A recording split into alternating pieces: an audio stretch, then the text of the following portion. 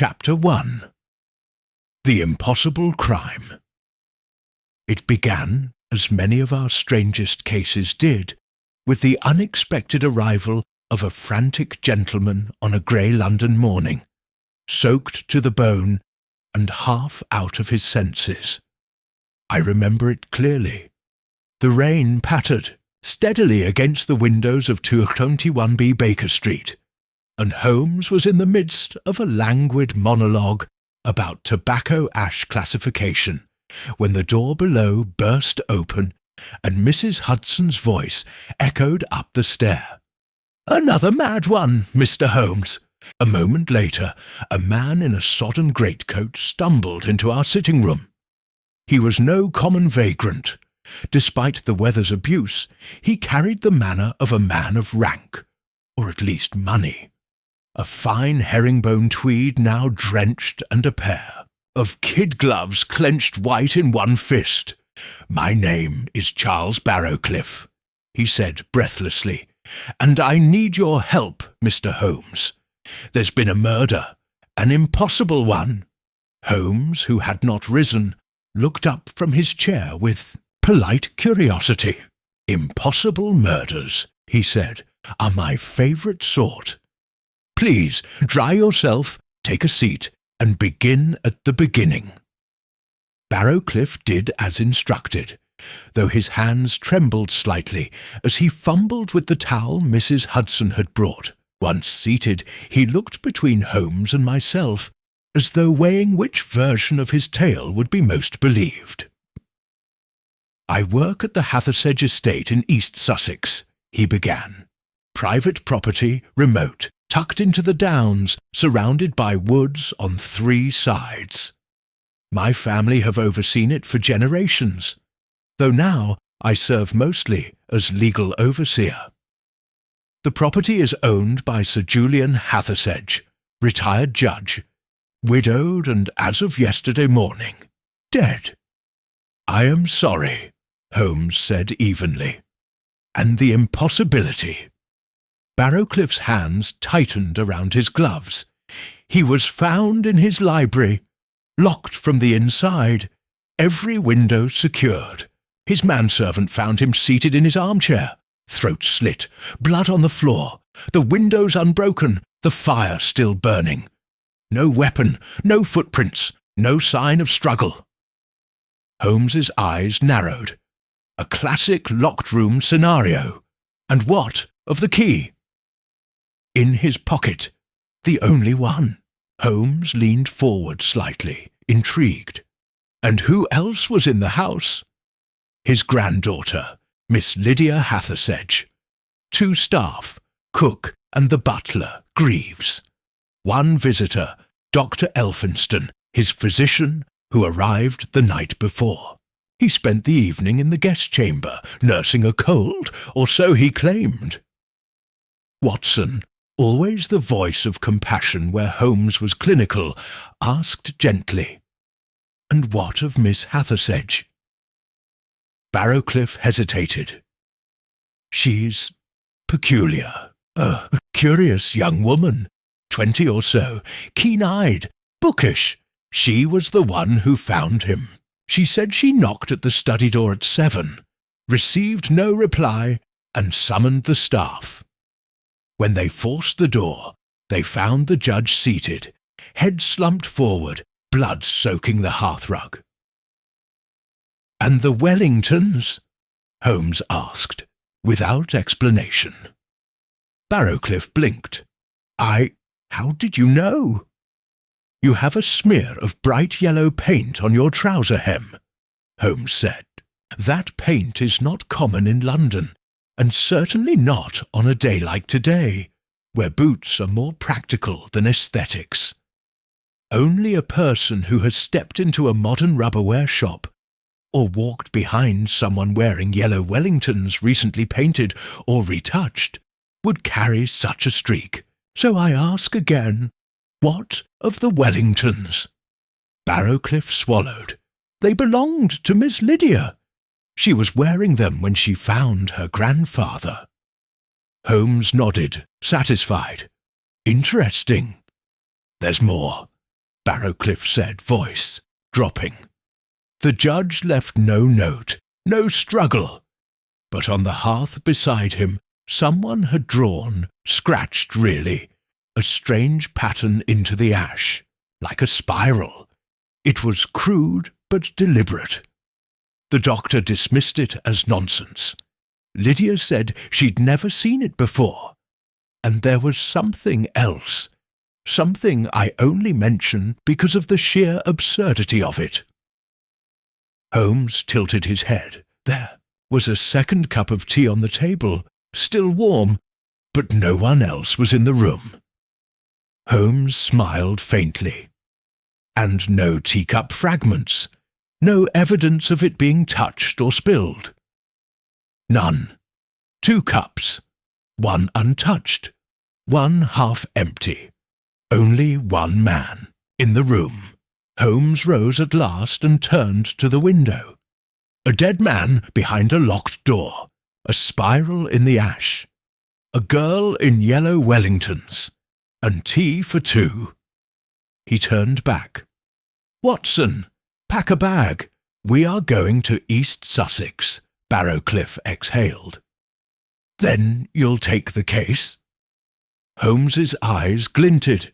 "Mr. Barrowcliff, I would walk barefoot to the Hathersedge estate, if only to see how a man can die without a killer in a house full of suspects, especially when one of them wears yellow boots and leaves no tracks." He paused at the door. "And tell Miss Lydia not to. Clean the Wellingtons. I should very much like to examine them." Chapter 2. The First Discussion. We departed Baker Street shortly after noon, aboard the 1:04 express from Charing Cross to Eastbourne, and from there took a hired carriage that carried us deeper into the undulating wilds of Sussex. The rain had dwindled to a sullen drizzle, and the sky hung low over the countryside, casting the landscape in a washed-out, almost spectral grey. Holmes was uncharacteristically silent for much of the journey, his eyes fixed out the window, his fingertips pressed together in that peculiar steeple of thought I had come to recognize as a sign that his mind was building lattices of logic well ahead of the facts. I respected the silence for nearly an hour before curiosity overcame restraint. "You've formed a theory already?" I asked, though I knew the answer. He didn't look at me, but nodded faintly. "Not a theory, Watson, merely a suspicion. There is something about this case which, though wrapped in apparent contradiction, smells faintly of intention." "Intention?" Holmes turned slightly. "Consider, a judge found dead in his locked library, with no apparent weapon, no visible wounds beyond a surgical slash across the throat. No disturbance in the room, a spiral drawn in ash, 2 teacups, one empty, one untouched, and a granddaughter standing in yellow Wellingtons." "The locked door is the thing that confounds me," I admitted. "It smacks of the fantastical, of stories where the villain vanishes into thin air." "Indeed," Holmes said. "But in real life, Watson, people do not vanish. Locks are picked, windows mimic barriers, and those who appear foolish are often merely waiting for their moment." He folded his arms and closed his eyes. "Tell me what strikes you as most unusual." I thought carefully. "Well, the tea, perhaps. Why serve 2 if there was only one person in the room?" "Precisely. That, Watson, is where the facade fractures." He opened his eyes. "The presence of a second teacup, still warm, tells us that someone was with Sir Julian shortly before or during his death.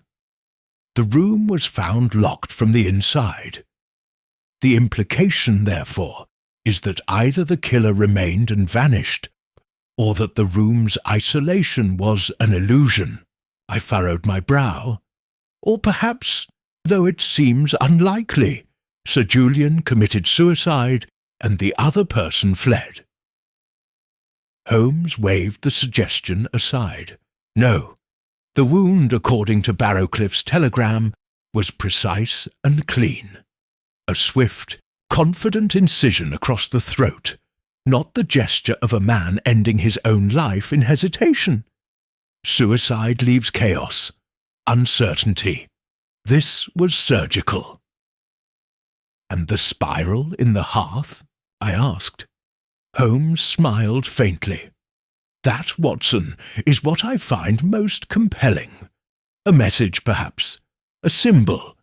Spirals rarely occur by accident, particularly ones etched into ash beside a dead man. He tapped the side of the carriage as it rumbled through the woods. Do you remember the Berwick rituals? Vaguely. That was the case where the murderer left a chess piece at each scene. Just so. Symbolism often indicates either arrogance or fear. A killer who wants their presence to be felt, or one who cannot bear to leave without marking. The moment he grew quiet again. Miss Lydia, he said after some time, may be the key. What makes you say that? He looked at me. Because it was her boots, Watson. I blinked. Her boots? The yellow Wellingtons. Curious footwear for a stormy day. Especially inside a manor. Bright. Modern. Unsubtle. Why wear them to knock at the study door? Unless she wished to be noticed, or wished to pretend she hadn't been elsewhere. You think she was lying? Think, he said carefully, that she told a version of the truth, one designed to preserve her image, not her innocence. As the carriage wound up a narrow lane, the woods thickened on either side. At last, the silhouette of Hathersage House emerged through the mist, an austere Georgian structure of ivy-covered stone, its gables sharp against the slate sky. A butler met us at the door, tall, cadaverous, with the sort of posture only old houses seem to demand of their servants. "This way, gentlemen," he said, his voice a rasp. "Miss Lydia awaits you in the drawing-room." We followed him down a corridor, panelled in dark oak. Gas sconces flickered along the walls. The scent of damp wool and something faintly chemical lingered in the air. The drawing-room was a contrast, a soft, warm space with lace curtains, pale wallpaper, and a small piano by the window. Lydia Hathersage stood near the hearth. She was younger than I'd expected, slender, pale, with copper hair drawn back in a neat plait. Her expression was unreadable, somewhere between guarded poise and quiet sorrow. "Mr. Holmes," she said. "Dr. Watson, I thank you for coming." Holmes inclined his head. "You were close with your grandfather." "I respected him," she said. "He was exacting, difficult, but fair." "And where were you when you discovered his body?" "The west corridor. I had just come down from my room. I knocked at his study, but he didn't answer. I waited, then knocked again. Still nothing. I fetched Greaves and Cook. We forced the door." "Was it locked?" "Yes." Holmes studied her. "And the key?" "In his waistcoat pocket, as always." "You wore yellow Wellingtons." She blinked. "Yes, I had just come in from the garden. I wear them often." "In the garden?" Holmes asked mildly. "At dawn? In rain?" She paused. "I needed air. The house felt heavy. I didn't sleep well." Holmes turned slightly. "You're right. The house does feel heavy." He paced slowly across the room, then stopped by the hearth. "You knew he was meeting someone that morning?" Her eyes darted toward him. "No." "Then why were there 2 cups of tea? I don't know." Holmes turned back to the fire. He crouched, examined the hearthstone, and touched a faint mark I hadn't noticed. A spiral. "Did you draw this?" She paled. "No." Holmes straightened. "Then someone wanted us to believe that Sir Julian drew it before he died." He took a breath. "One more question, Miss Hathersedge. You said you knocked but received no answer." "Yes." "Then how did you know he was still inside?" She stared at him. Holmes's gaze never wavered. I assumed." Holmes smiled. "Did you? Or did you know?" Chapter 3. The First Clues. A Scene of Deception. The door to Sir Julian Hathersedge's study had been repaired by the time Holmes and I were shown inside that same evening. A glazier had replaced the cracked glass in the transom, and the lock, which had been forced open during the discovery of the body, now hung in careful disuse, a solemn reminder of the room's violent claim to privacy. Holmes paused just inside the threshold and removed his gloves with slow deliberation. I remained near the doorway, my notebook ready, as I always did in the early phases of our investigations. He made no sound, no observation, not even a hum. Instead, he stood still for a full minute, as though trying to absorb the atmosphere through skin and silence. The room was steeped in dark wood. Mahogany shelves lined the walls, filled with leather-bound volumes, most of them law reports and case precedents. The curtains were drawn, the fire freshly stoked. At the centre of it all stood the armchair in which Sir Julian had been found, high-backed, tufted in burgundy leather, now vacant, though the dark stain on the hearthrug beneath still betrayed its recent occupant's final moment. Holmes approached the scene with careful, quiet steps. "The body was found here?" he asked the butler, who stood stiffly behind us. "Yes, sir," slumped forward, his chin nearly touching the lapel. "And the blood?" "Mostly beneath him, and here." He gestured to the left of the chair, splashed onto the hearth tiles. Holmes examined the rug, crouching with his magnifying glass. "No smearing," he murmured. "No drag marks. No effort to move the body post-mortem. It was a clean kill." He turned his gaze to the fireplace, where a curl of ash still lay from the morning's fire. "And this is where the symbol was. Found?" "Yes, sir." Holmes used a slender brass tool to shift aside the larger bits of ash. "Ah," he said softly. "Here it is." I stepped forward to see.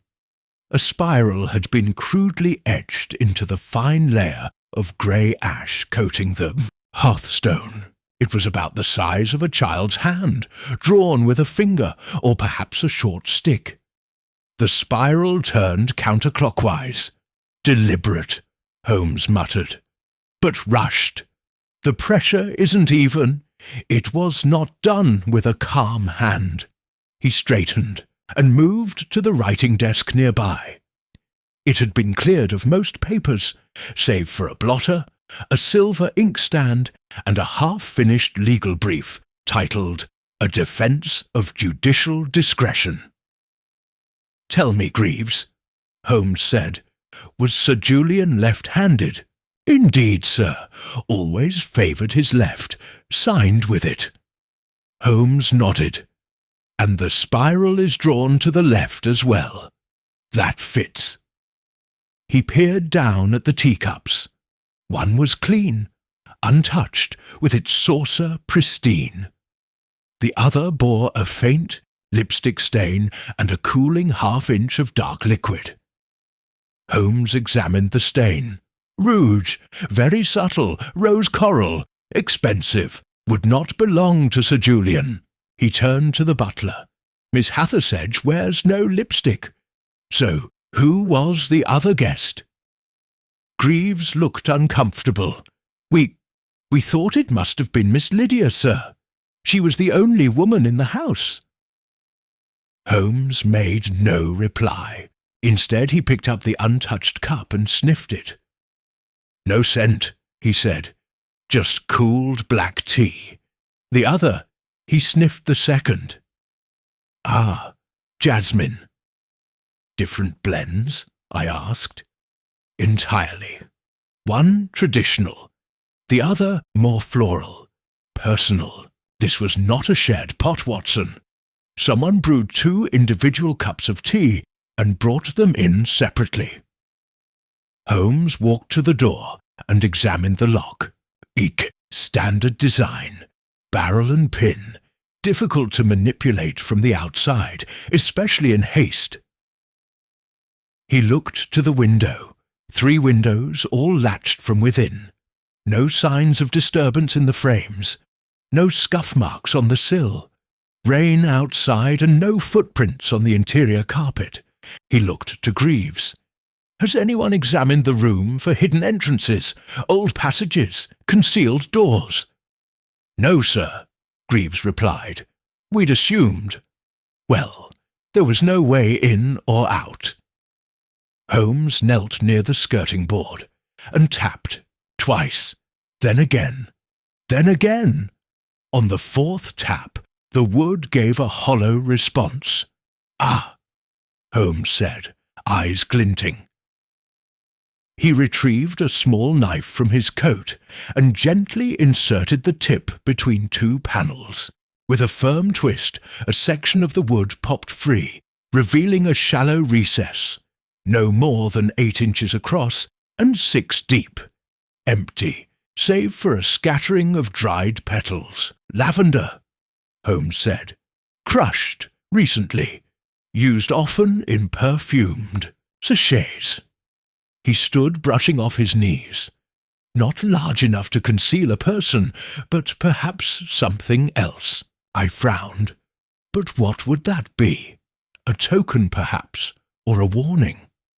He turned suddenly. Watson, do you recall what Barrowcliff said? That the body was discovered in the morning, at approximately 7 o'clock? Yes, Lydia said. She knocked on the study door, then fetched the servants. Holmes nodded. And yet, he moved swiftly to the fire grate and examined the coal beneath the ash.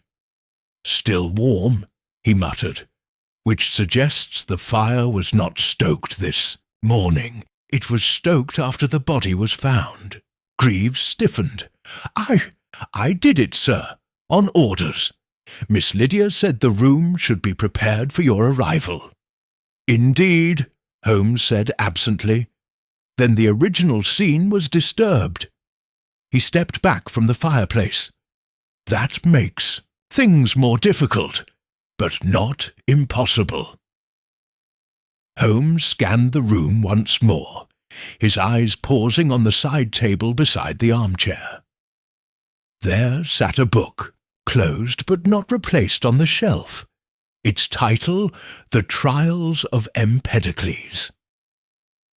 He picked it up, flipped through the pages, and stopped on one that was dog-eared. Beneath it was a torn scrap of notepaper with a single phrase, hastily scrawled, "She knows." Already Holmes handed it to me. "Watson," he said, "we are not dealing with a single deception.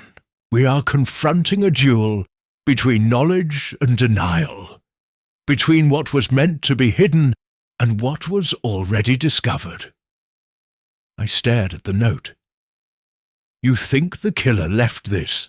"No," he said. "I think the victim did." He turned once more to the spiral in the ash and stared at it with strange intensity. Someone played a game of symbols with Sir Julian, Holmes said softly, and he answered in kind. But we are reading only half the exchange. He turned abruptly. Come, I must speak to the physician. I believe we have overlooked something crucial. What is it? I asked. He gave me a rare, fierce smile. Time, Watson, the oldest clue in the world, and the one most often misread. Chapter 4. The Gathering of Suspects. By Holmes's request, all those residing within the Hathersedge estate at the time of Sir Julian's death were assembled in the drawing-room just after sundown.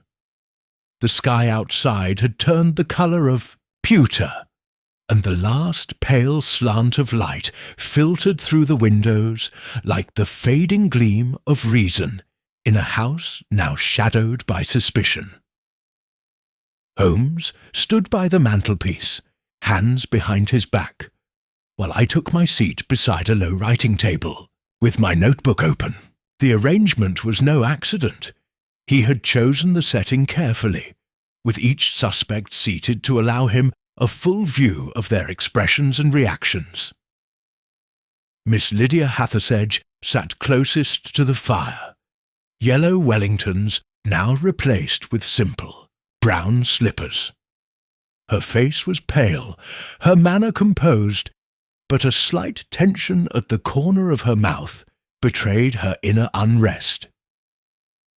To her left was the house physician, Dr. Alaric Elphinston, a man of late middle age with an angular jaw and the thin fingers of a pianist or surgeon. He bore a pinched expression and clutched his walking cane with the kind of possessive tightness that suggested it was more affectation than necessity. On the opposite settee sat Mrs. Crouch, the cook, a square, heavy-set woman with flour still clinging to her apron, and Greaves, the austere butler, his posture so rigid he might have been carved from one of the estate's oak beams. Holmes began in a tone that was almost casual. "Thank you all for joining me. I hope not to detain you long, but certain matters surrounding Sir Julian's death require clarification. I shall begin, if I may, with a simple question for each of you." He turned to Dr. Elphinston. "You arrived at Hathersedge the evening prior to Sir Julian's death, did you not?" The doctor nodded. "Yes. He summoned me regarding an old complaint, pain in the joints, insomnia. It was nothing urgent, but he preferred immediate attention." "And you spent the evening in your room?" "I did.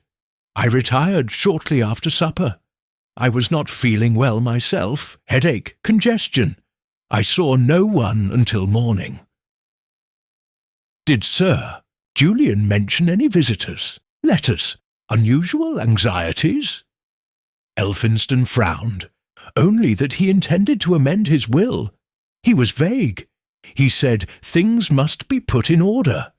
I took it to mean typical legal affairs." Holmes nodded once, then turned to Mrs. Crouch. "And you, madam, where were you when the body was discovered?"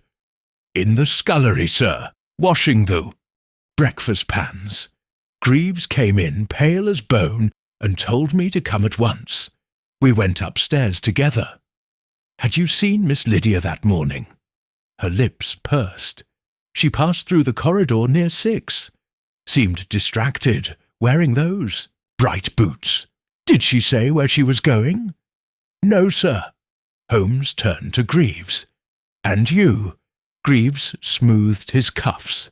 I rose shortly before dawn, as is custom. Began setting the drawing-room for the day. Miss Lydia approached me at 7 precisely, and said she had knocked at Sir Julian's study door, but received no answer. I accompanied her, and, after several more attempts, forced the door with a shoulder. That's when we found him." Holmes glanced at Lydia. And you, Miss Hathersedge, may I ask, when you rose that morning, did you hear anything unusual? No, she replied. The house was still silent. I rose early. I often walk the perimeter before breakfast. Wearing your Wellingtons? Yes. You passed through the garden. I did. Did you notice anything out of place? A figure, a noise? She hesitated. No person, but something odd. Holmes's eyes sharpened. Yes. She glanced around the room, then back at him. There was a smell, faint, like oil or metal. I couldn't place it. Holmes's brows lifted slightly. And where, precisely, did you smell this? Near the yew hedge by the old sundial, east of the house. Holmes tucked that away without comment. Now, he said, stepping toward the centre of the room, Sir Julian's cause of death was a single surgical wound across the throat. No sign of struggle, which suggests the killer either surprised him or was someone he trusted enough to allow near with complete comfort. He allowed that to settle.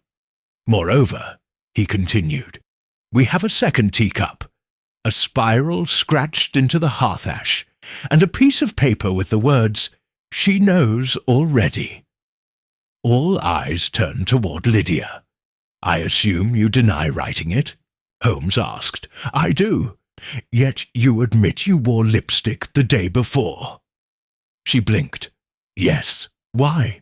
Because the cup with the lipstick stain contained jasmine tea, not the black blend Sir Julian preferred, meaning you, or someone with your taste and cosmetic habits, shared tea with him shortly before he died. She paled but did not reply. Holmes turned to Dr. Elphinstone. And you, sir, were you aware of Sir Julian's late-night visitors? The doctor's face twitched. Visitors? Yes. Barrowcliff noted that Sir Julian often entertained correspondence well into the night. Miss March, his previous companion, once told a mutual friend that certain letters were burned immediately after reading. Did you see anything unusual, that evening? Elphinstone shifted. No, but I heard something. Indeed, voices, from the study, past midnight. I assumed Sir Julian was reading aloud. He had that habit. Holmes moved to the fireplace and touched the mantel. The ash spiral, he said softly, wasn't merely a message. It was a symbol of repetition, a cycle. I believe Sir Julian knew his killer, and he suspected he was being watched. Perhaps blackmailed. He turned to the room. One among you lied. One among you knew the locked room could be manipulated. A long silence followed. Then Holmes said, almost to himself, "We are missing something." He looked at Greaves. Was there ever a second key to the study? Greaves stiffened. Not to my knowledge. Holmes narrowed his eyes. Then one of you, he said, knew how to enter that room without needing one. He turned back to Lydia. Miss Hathersedge, what lies beneath the study? She blinked. The wine cellar. Why? Holmes smiled thinly. Because, my dear Miss Lydia, that's where we'll find the first truth in this house of deception. Chapter 5. First, suspects. The red herring Holmes's remark about the wine cellar landed with a muted thud, like a stone tossed into deep water. Even Greaves, whose expression seldom shifted from its rigid neutrality, allowed his brow to twitch in concern. Please, Holmes said, already moving toward the corridor. Lead us below. Greaves hesitated. It's seldom used, sir. Julian preferred spirits, not claret. We only keep a few crates down there for the cook." "Nevertheless," Holmes replied, "we go." We descended via a narrow stone stairwell that coiled into darkness beneath the east wing. The air grew colder and damper with each step.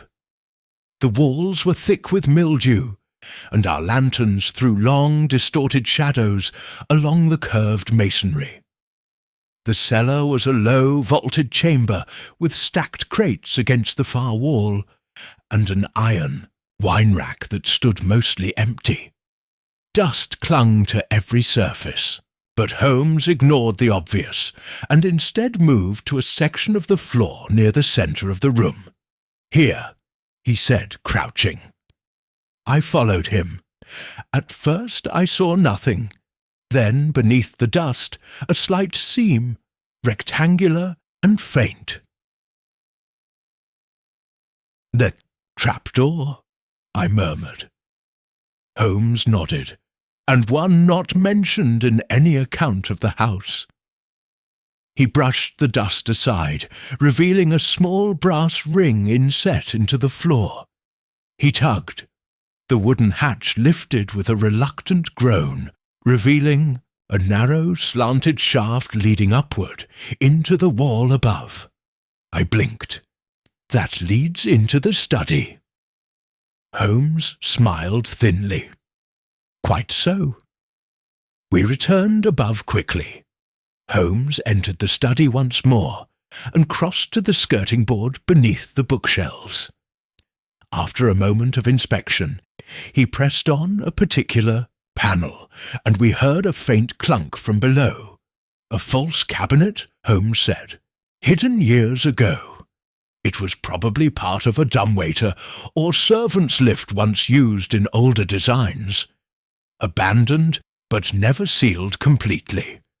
A small man or woman could crawl through in moments." We stood in silence as Holmes straightened. Then he said, "The locked room mystery is no longer impossible." That evening, as the sky darkened into a moody charcoal and lamps flickered in the study, Holmes laid out his first working hypothesis. "We are looking," he began, "at a murder planned with precision. Sir Julian was killed in his study by someone he knew. The killer entered through the wine cellar's trap passage and exited the same way. The room was locked from the inside, not because the killer vanished, but because they were never seen entering." "Miss Hathersedge?" I asked. "She admitted to walking the grounds early. She wore the boots. She found the body." Holmes nodded. "And she smelled oil or metal, perhaps from the old mechanism of the trap passage. I do not rule her out, but I believe she is guarding someone rather than hiding guilt of her own. You suspect Greaves. Perhaps. He has keys to every room in the house. But he lacks subtlety.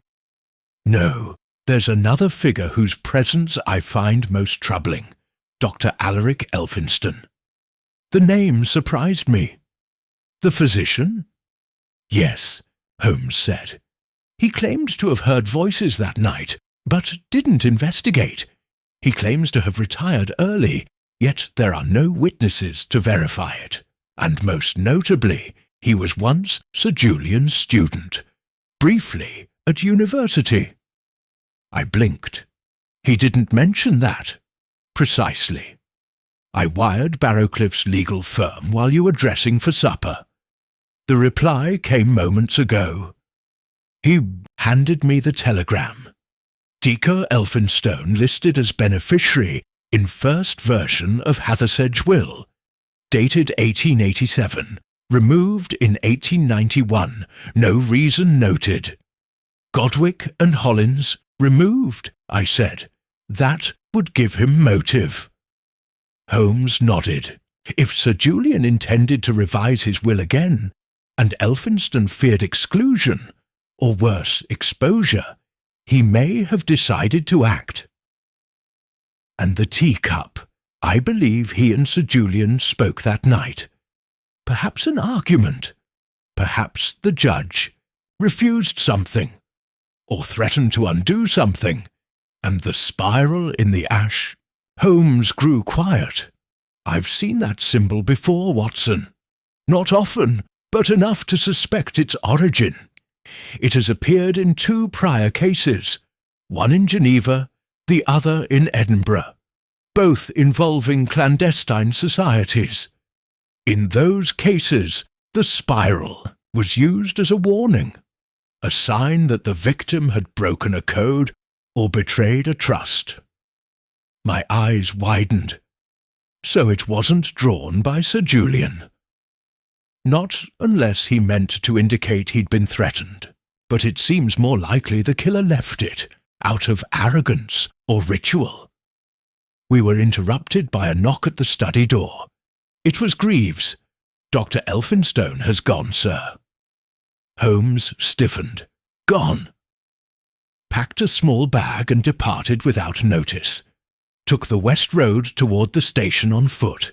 Holmes was moving before Greaves had finished the sentence. We found Elphinstone just beyond the edge of the estate, where the lane curved beneath a copse of trees. He did not flee. He stood beside his valise with both hands resting on his cane. "Suspected," he said calmly, "that you would come." Holmes stepped forward. "You left without farewell." "I dislike protracted endings. You know the wine cellar connects to the study. I suspected as much. Though I'd not descended those stairs in years. You lied about your relationship with Sir Julian." Elphinstone exhaled. "Yes." "And you failed to mention he removed you from his will." "I had my reasons." Holmes's voice was soft. "Did you kill him?" A long silence. "No," Elphinstone said, "but I believe I sent him to his death." He looked at Holmes directly. "There's someone else, Mr. Holmes, someone neither of us has truly seen yet, someone clever enough to set all this in motion." He picked up his valise. "I came to protect the judge. But I was too late. I'm leaving because I no longer wish to be used." Holmes stepped aside, allowing him to pass. But as the doctor moved on, Holmes called after him. "Did you drink jasmine tea that night, Doctor?" Elphinstone stopped, turned, then smiled faintly. "No, Mr. Holmes. I drink nothing I haven't brewed myself." He disappeared into the mist. Holmes remained still for some time, then said, "He's lying, but not about the murder, about something else." We returned to the house. "The red herring, Watson," he said, "has swum past us, but we've glimpsed its scales. Now we must wait for the real predator to show itself." Chapter 6. The Secret Clue. A Hidden Inconsistency. By morning, the rain had returned, steady and relentless, blanketing the estate in a shroud of mist so thick the trees appeared as ghostly silhouettes beyond the hedges. Hathersedge House seemed quieter than ever. The servants moved about in near silence, and even Miss Lydia had withdrawn to her chambers. Dr. Elphinstone's departure had left a palpable void, yet Holmes seemed oddly invigorated by it. "He lied," he said again, pacing, before the hearth in Sir Julian's study. "But not in the way we first assumed. He didn't run because he was guilty of murder. He ran because he saw the edges of a larger design, and feared what it might mean." I looked up from the desk, where I had been reviewing my notes from the night before. "What exactly do you think he saw?" Holmes didn't answer directly. Instead, he reached for the teacups again. They had not been touched since we last examined them. "Watson, look carefully at these cups. I did as instructed. Both porcelain, delicate bone china.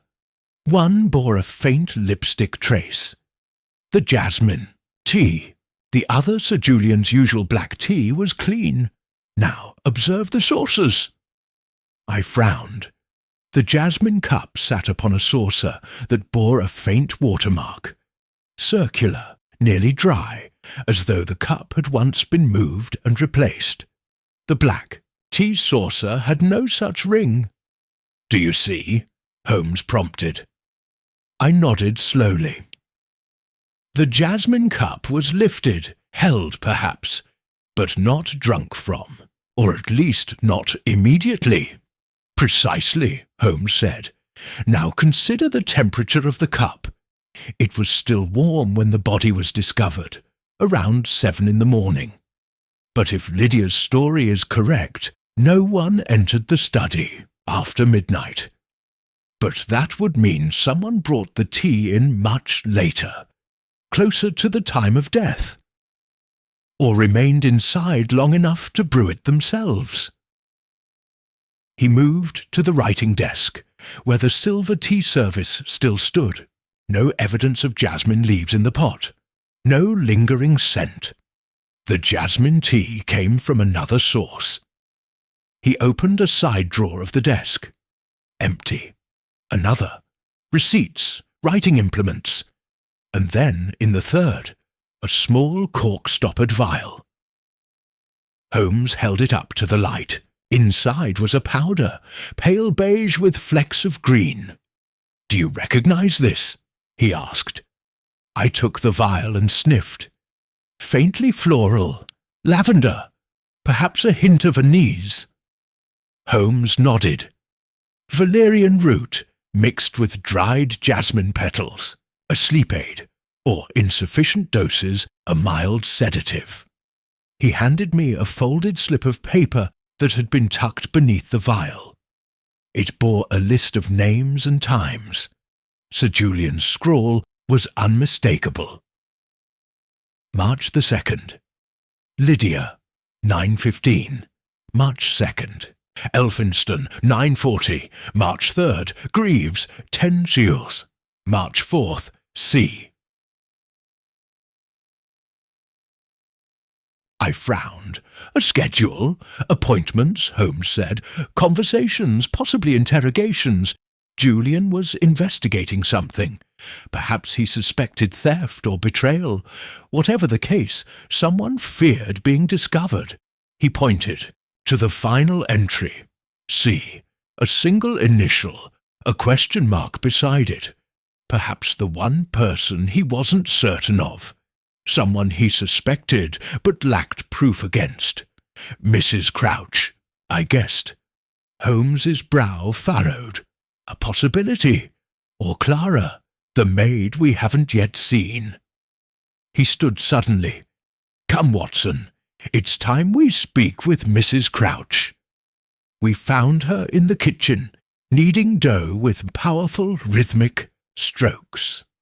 Her hands, dusted in flour, worked with the sort of mechanical precision that suggested a woman either deeply focused or determined not to think at all. She looked up as we entered. "Sirs," Holmes wasted no time. "Mrs. Crouch, have you ever seen this?" He held out the vial. Her hands paused. "No, sir. You're certain?"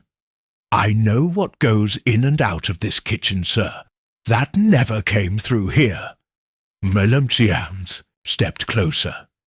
"And yet it was found in Sir Julian's study, alongside a list of names, including yours, I suspect. Were you aware Sir Julian kept such a list?" "No, sir. And you didn't bring him tea that morning?" "Not since the night before. I left it with Greaves." Holmes turned to me, eyes sharp, which means someone else brewed jasmine tea in this house. Someone with access to this particular mixture. He looked back at her. "You were once a nurse, were you not, during the Boer War?" She looked startled. "How?" Your apron pocket carries a fold that matches the curvature of a bandage roll, and your hands bear the marks of old punctures, syringes. You've handled medicine." She went pale. "I left that life behind," she said quietly. "Years ago." "But not your knowledge," Holmes said, "which brings us to a curious inconsistency." He reached into his coat and drew a folded page. Another telegram. "I wired the local chemist. No one has filled a prescription for valerian powder in the last 2 months. And yet, here it is." He turned the vial in his fingers. This was mixed manually, not store-bought, crushed with a mortar and pestle. Mrs. Crouch said nothing. Holmes stepped forward, voice softening. "Mrs. Crouch, what did Sir Julian learn?" For a moment I thought she might faint. Then she lowered her hands and sat heavily upon the stool near the fireplace. "He knew," she said. "He knew someone was feeding Lydia something. A tincture. She's been off, sir, forgetful, quiet one moment, weeping the next. He thought it was nerves, but then he found the bottle." Holmes's voice was barely above a whisper. "And did you give it to her?" "No," she said quickly. "But I knew. I found the herbs ground and hidden behind the spice jars. I confronted her about it, but she swore she'd never touched it." "Then who?" Mrs. Crouch looked up, eyes haunted. "There's only one other person who handles the tea. The one who never lets you see his hands shake. Greaves," I breathed. Holmes turned sharply, already moving toward the door. "No," he said, "not Greaves. The hands are a distraction. It's the voice we should be listening to." I followed him out, confusion gnawing at me. "What do you mean?" Holmes gave a grim smile. "Watson, we've been watching the wrong shadows. The key was in the tea, but the poison wasn't meant to kill." He paused. "It was meant to confuse, to cloud, to keep someone quiet until the real performance could begin." He turned sharply on his heel. "And now it's time to meet the actor behind the curtain." Chapter 7. The Crime Grows Stranger. We found Greaves in the parlour, hunched beside the tall-case clock, his gloved hands polishing the brass pendulum with slow, obsessive strokes. The rain outside had deepened into a steady drumbeat, and the distant chime of 4 o'clock echoed through the manor like a warning bell tolling over a battlefield. Holmes stepped inside without pause. "Mr. Greaves," he said, "you've been in service at Hathersedge for how many years?" Greaves did not look up. 27, sir, since my 17th birthday." "A long time to know a man like Sir Julian. Long enough, I dare say, to see what others missed, to notice what he tried to keep buried." Greaves's hand stopped mid-polish. "Sir?" Holmes stepped forward. "You were fiercely loyal to him. You called for the doctor the moment he stumbled after sentencing that girl to the asylum. You brought him his evening whisky with valerian drops to soothe his nerves. And you stood watch at his door when the whispers about his judicial past began to surface." A tremor ran through the butler's shoulders. "He lowered the cloth. I protected his honour," Greaves said, not quite defiantly. "Whatever he'd done before, he paid the price in silence. No one in this house has suffered more than he did." Holmes's tone remained level. "And yet you allowed someone to drug Miss Lydia, repeatedly." "I didn't know," Greaves said. "Not at first. Then I suspected, but But you did nothing. Holmes finished. Why? Greaves swallowed, his Adam's apple bobbing visibly. Because she trusted him, he said, Sir Julian. And when he began preparing to change the will again, to give everything to her, I thought, perhaps the house would have peace. Holmes's expression did not change, but there was someone else in this house who didn't want peace, someone who preferred silence. He stepped closer. Mr. Greaves, the morning of Sir Julian's death, you saw something, didn't you? Greaves's mouth twitched. I saw a shadow on the stairs. Holmes's eyes sharpened. You didn't mention that in your statement. I didn't want to point fingers.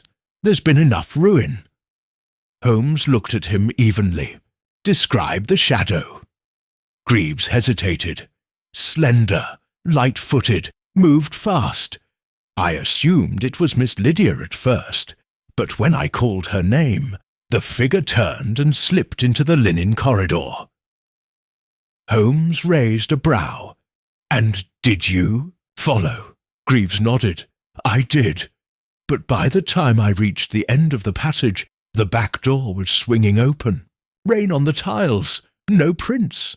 Holmes exchanged a glance with me. And where does that back door lead? To the gardener's quarters and the disused greenhouses, Greaves said. No one goes out that way any more. Show me, Holmes said.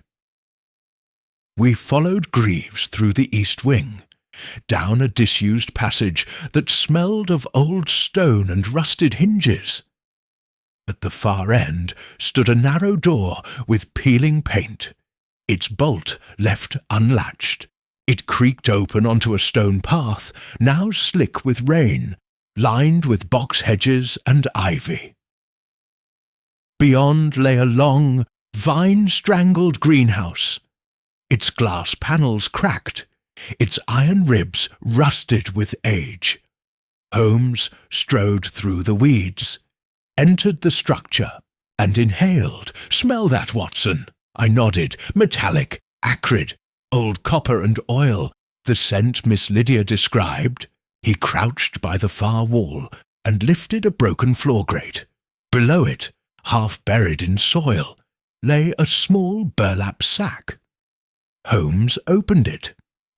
Inside were 3 items: a length of piano wire, a black glove, and a half-used vial of valerian mix identical to the one from the study.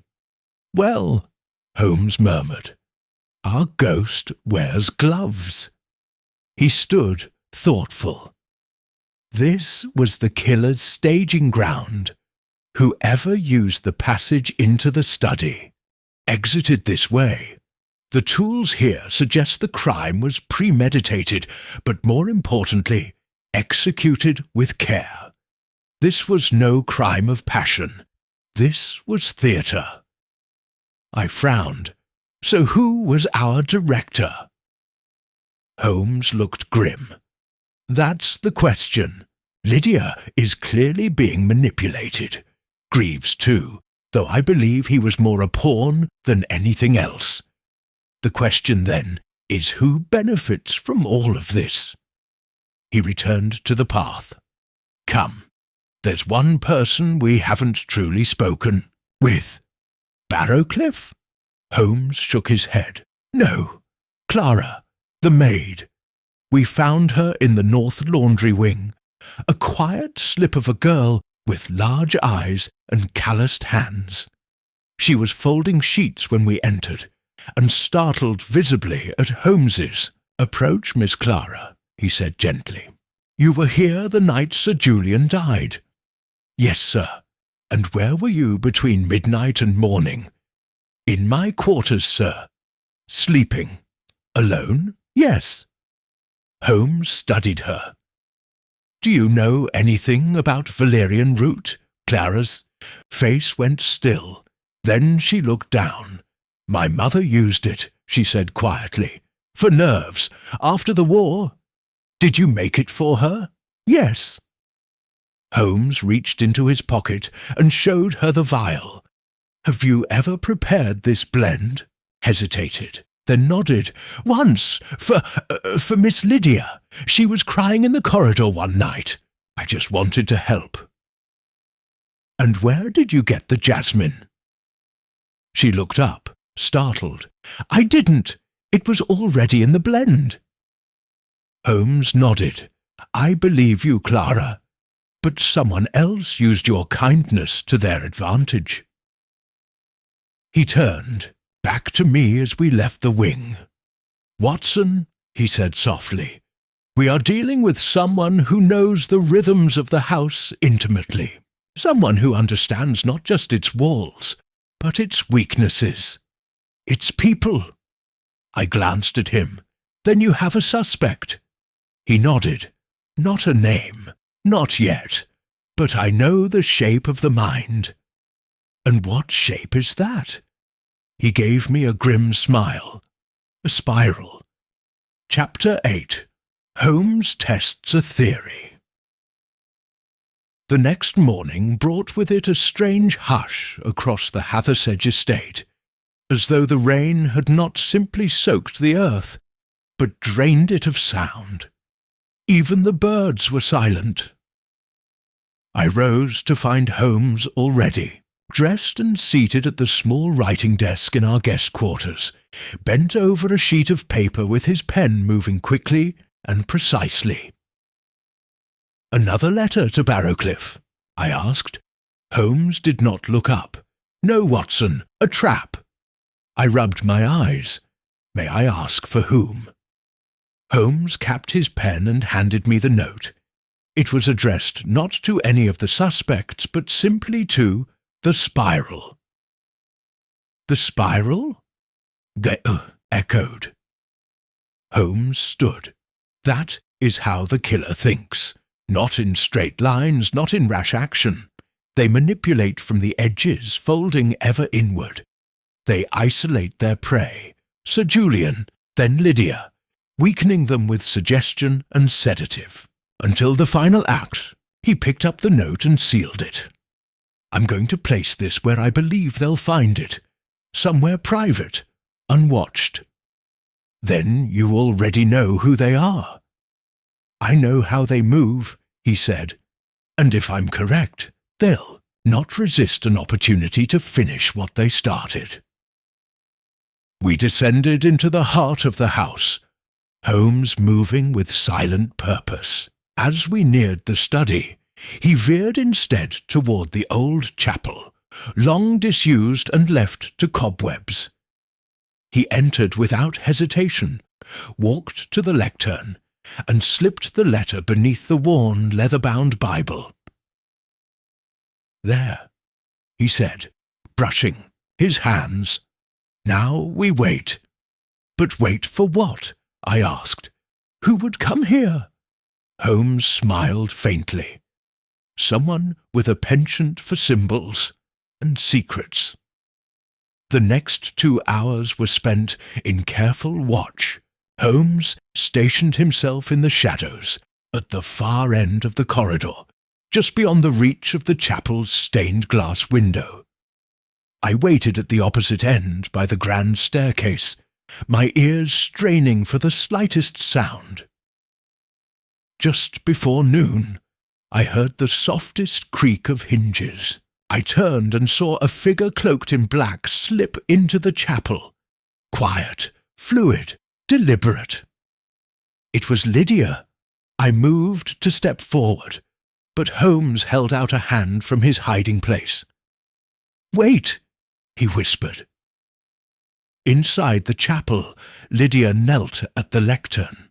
She opened the Bible, paused, and read the note. I could not see her expression, but I saw her fingers curl tight around the parchment. She folded it, placed it in her coat, and stood slowly, her head bowed. Then she turned and walked out. Holmes followed her silently.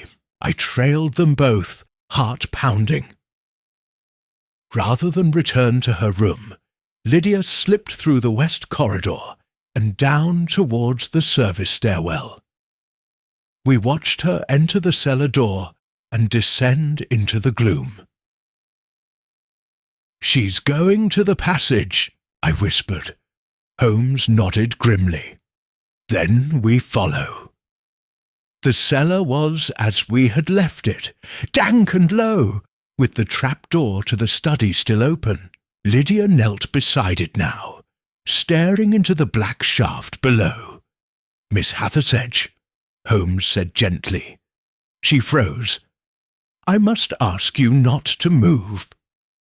She turned slowly. There was no fear in her face, only a deep, bone-weary resignation. "You knew," she said. Holmes stepped into the lantern light. "I suspected, but not what you did, what you allowed."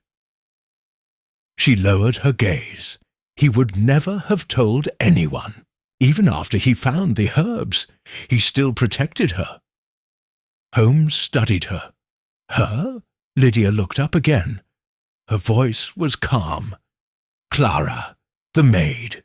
She's not what she appears to be." I frowned. "She's barely more than a child." "She's my half-sister," Lydia said. The words hung in the dank air like smoke. "My mother worked here before she died. Sir Julian dismissed her without cause. I stayed, but I remembered. Years later, Clara arrived, quiet, clever, unassuming. I knew her name. And then I saw her, just once, putting something in grandfather's tea." Holmes said nothing. "Didn't stop her," Lydia said. "Not truly. She said he deserved to suffer. I didn't disagree." "But you protected her," I said quietly. "She'd lost everything," Lydia replied. "Her mother, her name. Grandfather ruined both. She didn't kill him, but she was the spark." Holmes crouched by the open trapdoor. "This," he said, "is how the killer entered, and you knew it." Lydia nodded. "Afterward, I found the glove in the garden. I suspected Clara, but—" Her voice broke slightly. "I wanted to believe it was someone else." "And the spiral?" Holmes asked. "Was that her?" "No," Lydia said. "That was me." I blinked. "You?" She looked at us both. "He told me, days before his death, that someone was watching, that the house was turning against him."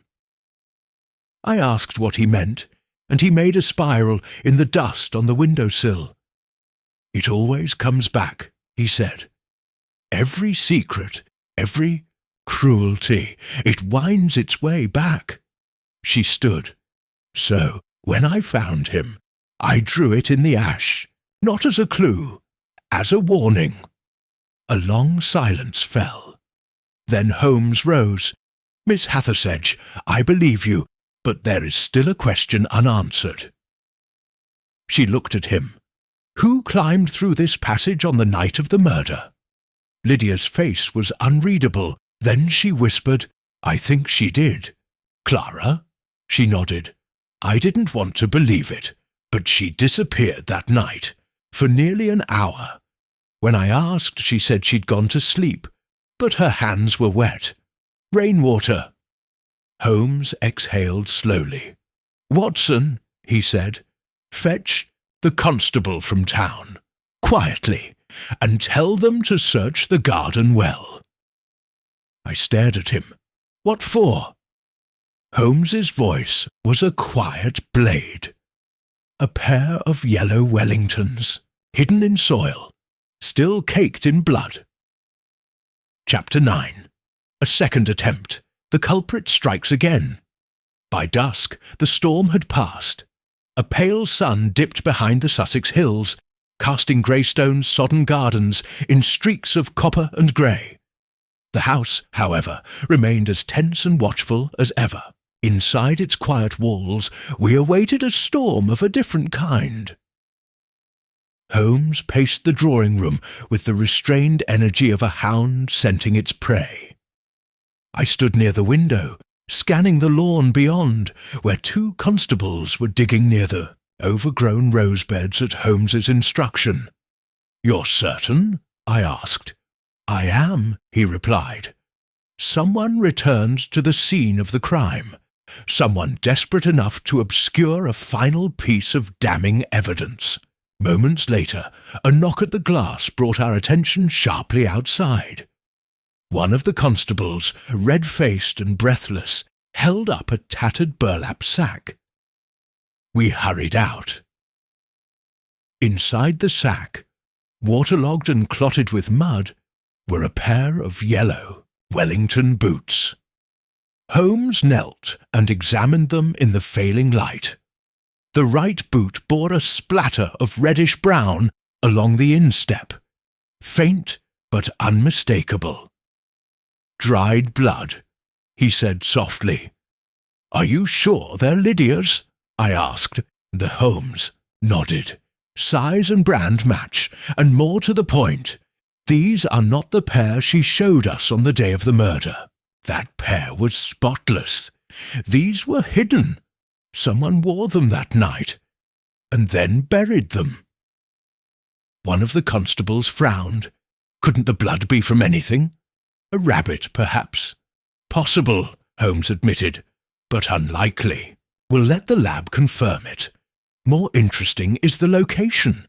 The boots were buried beneath Clara's window."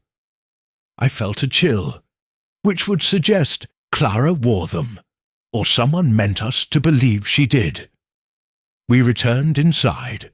Holmes instructed the constables to remain discreet for the night, while he reviewed the household's movements yet again. Shortly after 10, just as we were settling in with fresh tea and notes in the study, a shriek pierced the manor halls. We ran toward the sound. Lydia Hathersedge's chamber door stood ajar.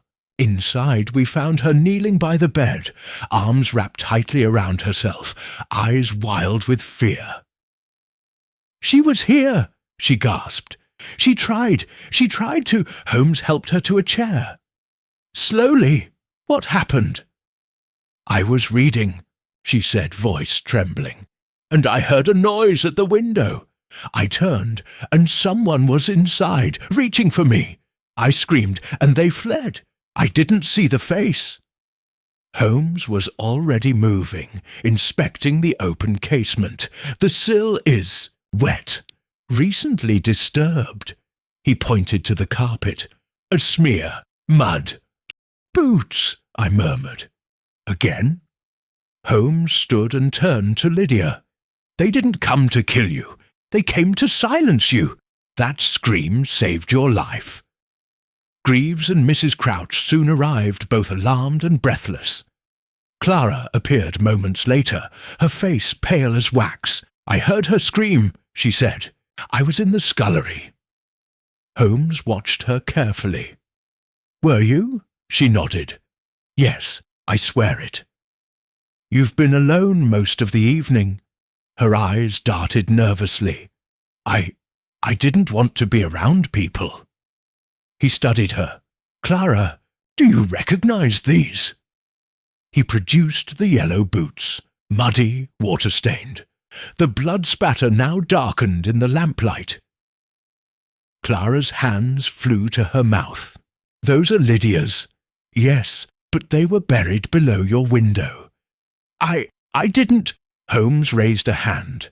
"Clara, if you know anything, now is the time." Tears welled in her eyes. "I found them. The night he died, outside, the study window. I thought Lydia had—" "She didn't," Holmes said gently. Clara's voice dropped to a whisper. "So I hid them. I buried them to protect her. I didn't know what else to do." A long silence followed. Then Holmes asked, "Clara, when Sir Julian died, where were you really?" She hesitated. "In my quarters." "No," Holmes said. "I believe you were watching. from the garden, from the trees. You saw someone enter the study." She said nothing. Then, slowly, she nodded. "I saw a figure," she whispered, "tall, wearing a long coat. I thought it was the doctor, but the coat was wrong. It had red lining." I frowned. "Red lining?" Holmes straightened. "There's only one coat in this house with red lining." I blinked. "Barrowcliff?" Holmes nodded grimly. "He's always worn it on his visits. It's theatrical, fitting perhaps, but it's also memorable. We left Lydia in the care of Mrs. Crouch and Clara, and made for the guest quarters." Holmes didn't knock. He flung the door open. Charles Barrowcliff was at the writing desk, calmly packing a valise. He looked up, utterly composed. "Mr. Holmes." "Going somewhere?"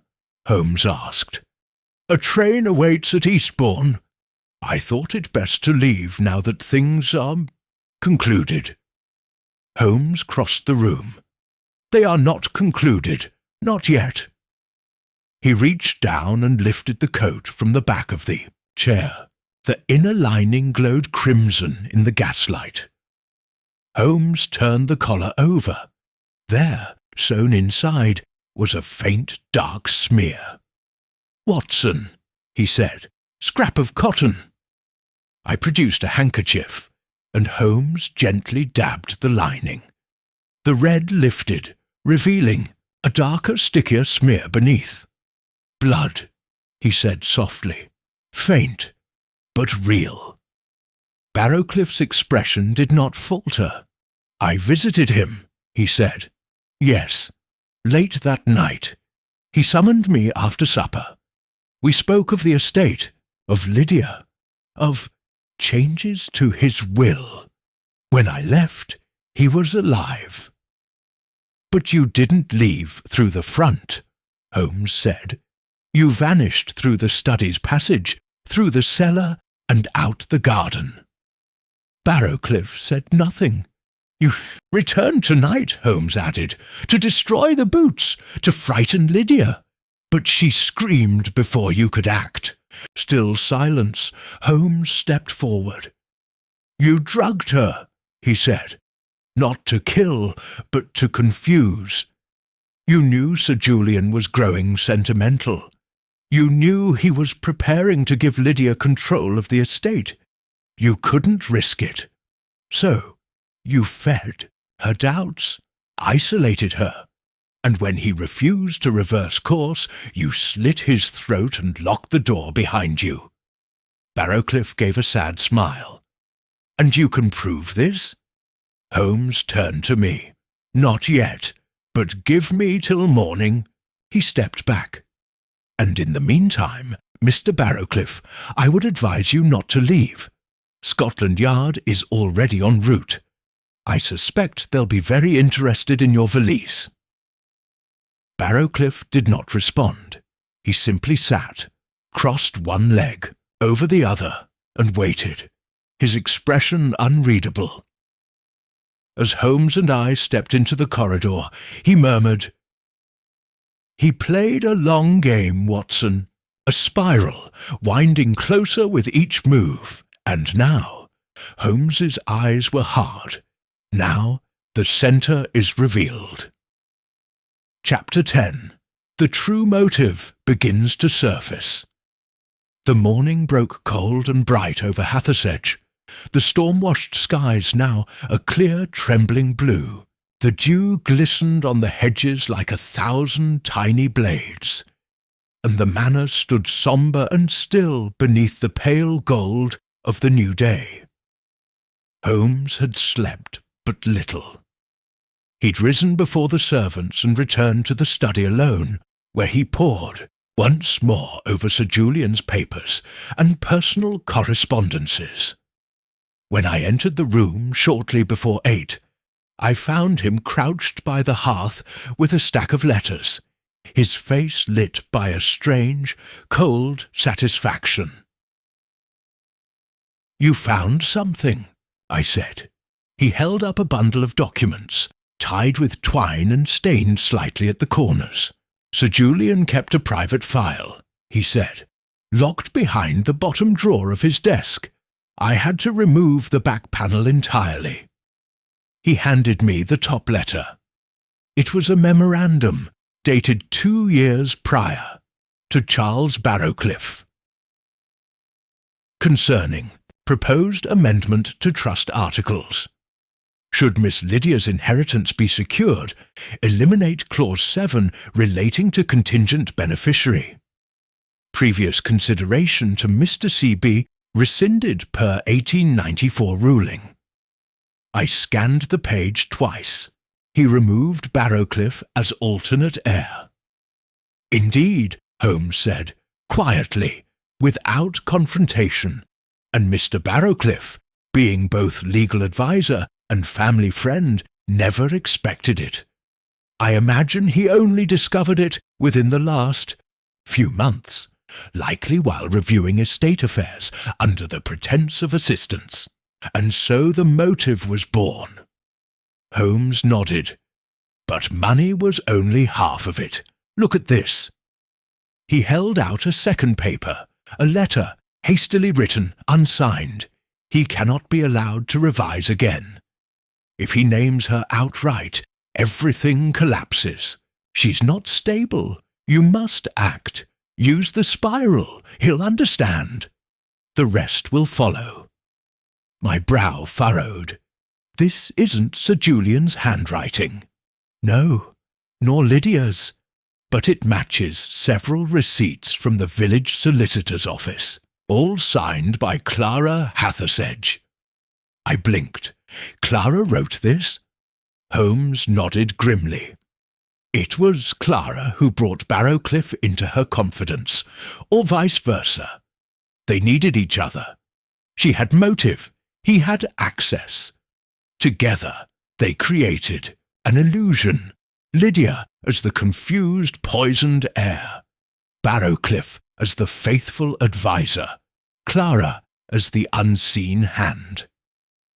But Clara swore she only watched. Holmes's gaze sharpened. She did more than that. She watched and waited. She fed Barrowcliff information. Sir Julian's habits, his medication, the trapdoor. She never needed to strike the blow herself. "And the spiral?" I asked. "It still confuses me." Holmes stood and walked to the hearth. Barrowcliff knew Sir Julian's past. He knew the symbol's power. The spiral was not just a mark. It was psychological misdirection.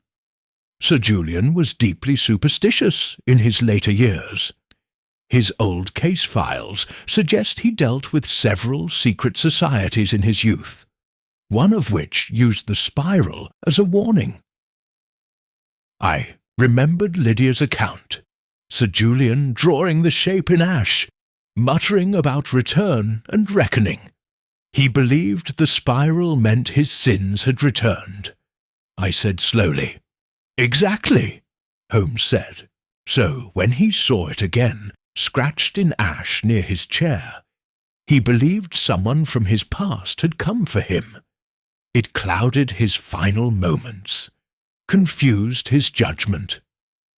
Holmes crossed to the window. And Clara? She hid in plain sight, used Lydia's boots, slipped in through the old greenhouse. Barrowcliff wore the red lining coat as planned. He was meant to be seen. Clara was meant to be invisible. I sat heavily. So Clara helped plan the murder, but let him commit it. Holmes nodded, and now she remains the most dangerous person in this house. At that moment a knock came at the door. It was Greaves, his face drawn. "Sir," he said, "Clara has vanished." Holmes stood at once. "When?" "She was seen last around dawn, walking toward the orchard.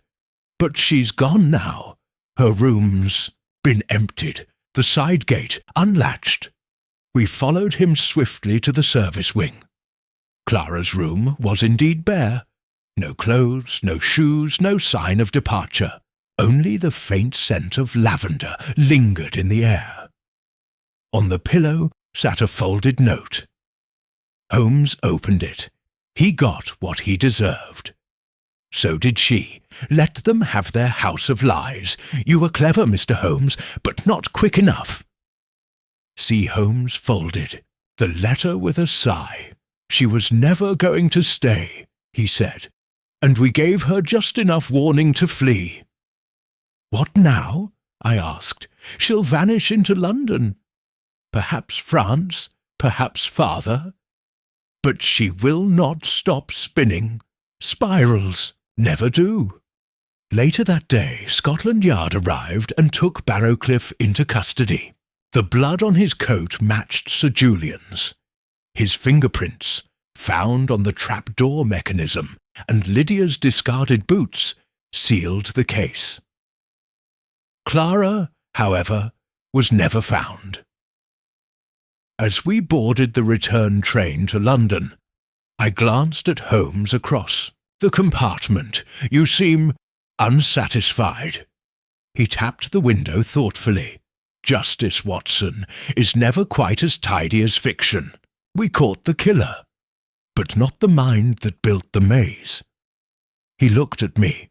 She will strike again, not for money, not for vengeance, but because order disgusts her. I was silent, and then Holmes said, almost to himself, the mind that thinks in spirals never walks in straight lines. Chapter 11. The Bait, Holmes's Grand Strategy. The week that followed our return to London was unusually subdued, though the newspapers made a modest stir over the Sussex spiral murder and the capture of Charles Barrowcliff. Little of the case's intricate brilliance reached the public. Scotland Yard, as ever, accepted commendation with vague mentions of assistance from a consulting agent. Clara's name was not mentioned once. It was as if she had vanished from the world entirely. But Sherlock Holmes was not a man content with half measures. She'll strike again, he said one morning, as we sat over breakfast. Not immediately, and not in the same form, but she will. People like Clara cannot abide loose ends. She's still in motion, Watson, circling towards something. She left a warning, Holmes, I reminded him. She doesn't want to be found. That was not a warning, he said, buttering a slice of toast with grim precision. It was an invitation. Stood and walked to the fireplace, where he had pinned a copy of Clara's note above the hearth.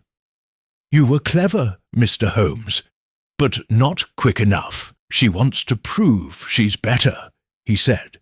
Not merely at hiding, but at thinking, at orchestrating, which gives us an advantage. How so, I asked. Because she cannot resist the challenge. She wants me to come after her. But more importantly, she wants to win. I raised a brow. And your plan is to, what? Challenge her to a rematch? Holmes turned back to me. In a sense, but first we must lure her out. Over the next 3 days, Holmes began a curious campaign. He sent a series of telegrams to regional papers in Sussex and Hampshire, each bearing a variant of the same message. Consulting detective disappointed by lack of intellectual opposition in Barrowcliff affair. Spiral pattern likely theatrical. Real architect remains in shadows. Case remains unfinished.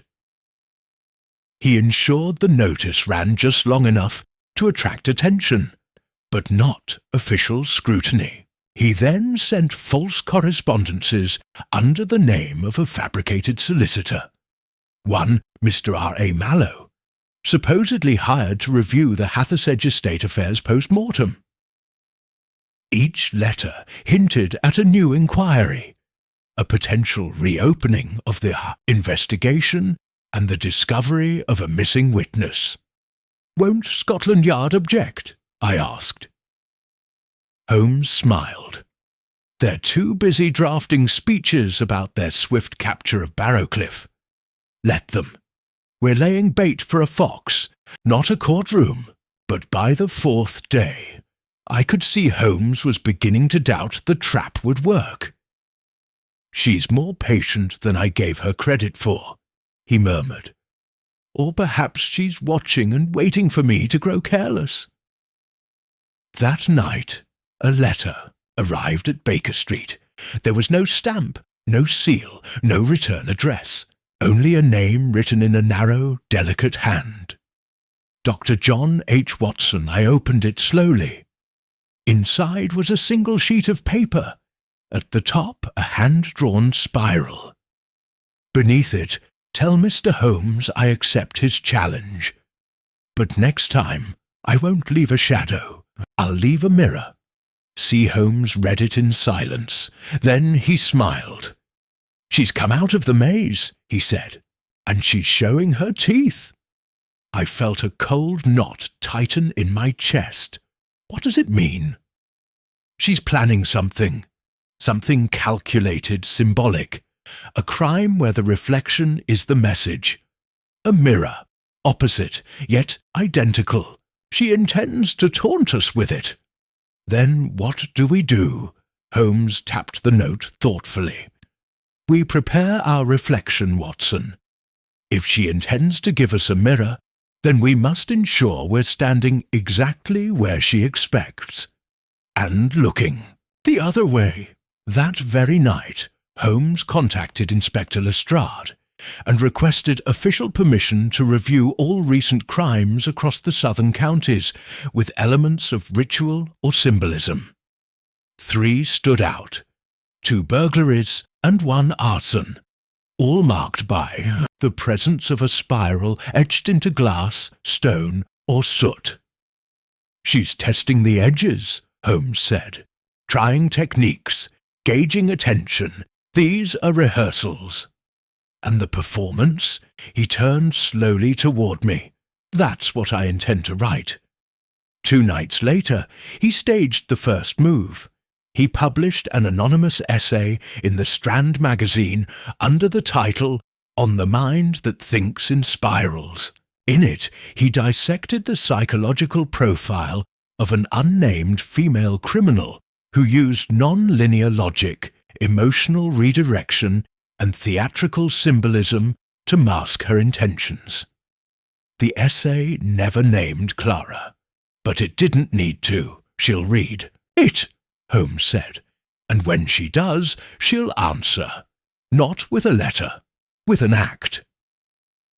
As predicted, 3 days later, a private gallery in Bloomsbury was burgled. No money was taken, no painting removed.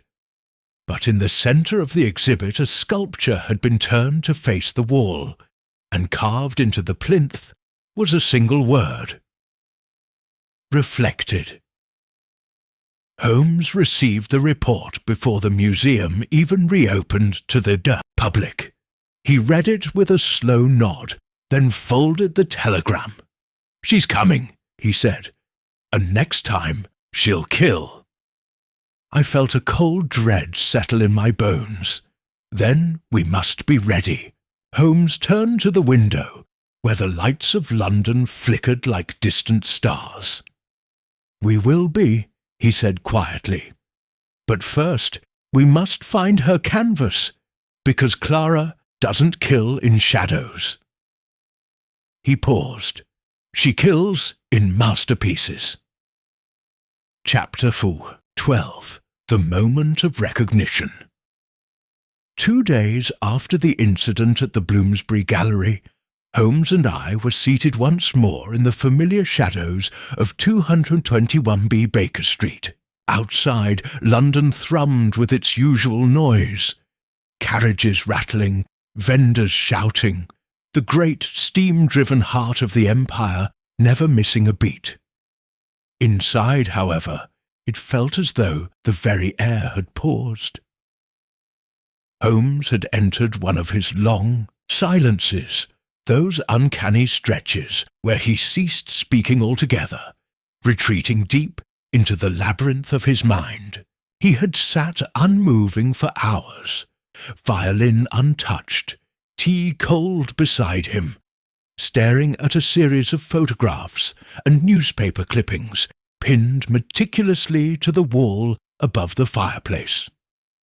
The word reflected, carved into the Bloomsbury plinth, now sat at the centre of that chaotic mosaic, circled in thick red pencil. Arrows branched from it like spokes, each connecting to a note, a spiral symbol, a date. Then, without warning, Holmes spoke. "She's not choosing her victims. She's choosing her mirrors." I looked up from the armchair. "Explain." Holmes stood and paced slowly, each of her symbolic acts thus far: the spiral left in Sir Julian's study, the reflected sculpture in the gallery, the markings from the Sussex arson, are not simply clues. They are deliberate reversals, inversions, mirrors. Tapped the plinth photo. In Bloomsbury, the sculpture turned to face the wall was Echo in marble, a piece meant to represent unanswered grief. She made it face away, rendered it silent to the viewer, a mirror of its own purpose. He gestured to another clipping. In Sussex, the house she set fire to was the former residence of a now-deceased criminal barrister, Elias Trant, who famously defended the guilty. She burned the rear wall, not the front, and carved the spiral into the outside of the hearthstone. I frowned. Again, backward. Holmes nodded. She's writing a philosophy in reverse, a doctrine of symbolic opposites. And what of Barrowcliff's murder of Sir Julian? That was no mirror. Holmes stopped pacing. Ah, but it was. Sir Julian was about to leave everything to Lydia. Clara orchestrated his death as a mirror of justice denied. Not punishment. Watson, correction. She killed not for revenge, but to restore her own concept of balance. An eye for an eye. Holmes shook his head. No, a truth for a lie. A spiral for a circle. There was a long silence between us, punctuated only by the ticking of the mantel clock. Then Holmes said very softly, "Watson, where does a mirror begin?" I hesitated. At the surface. Holmes smiled. And what lies behind it? I blinked. Only, what's not shown? Holmes turned back to the fireplace and tapped the central photograph.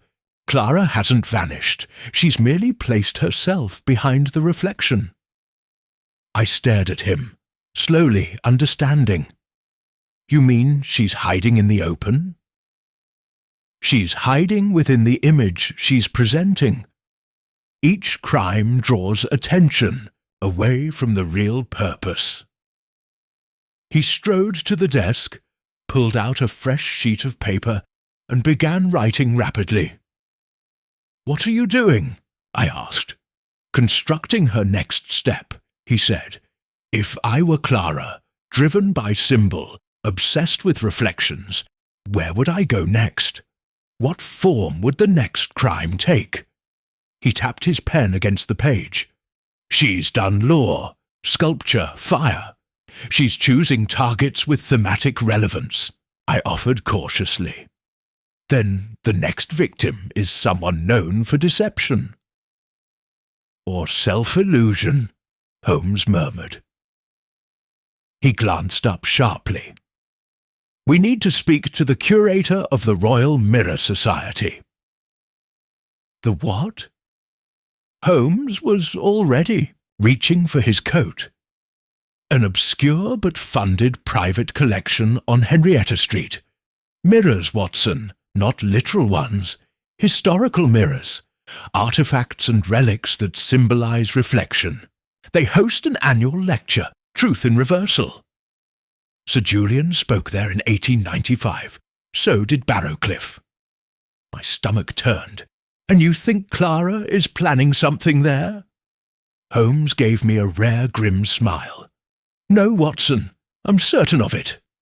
We arrived at the Royal Mirror Society by early afternoon. It was a narrow townhouse, tucked between a tobacconist and a solicitor's office, marked only by a tarnished brass plaque and a peculiar door-knocker shaped like a serpent devouring its own tail.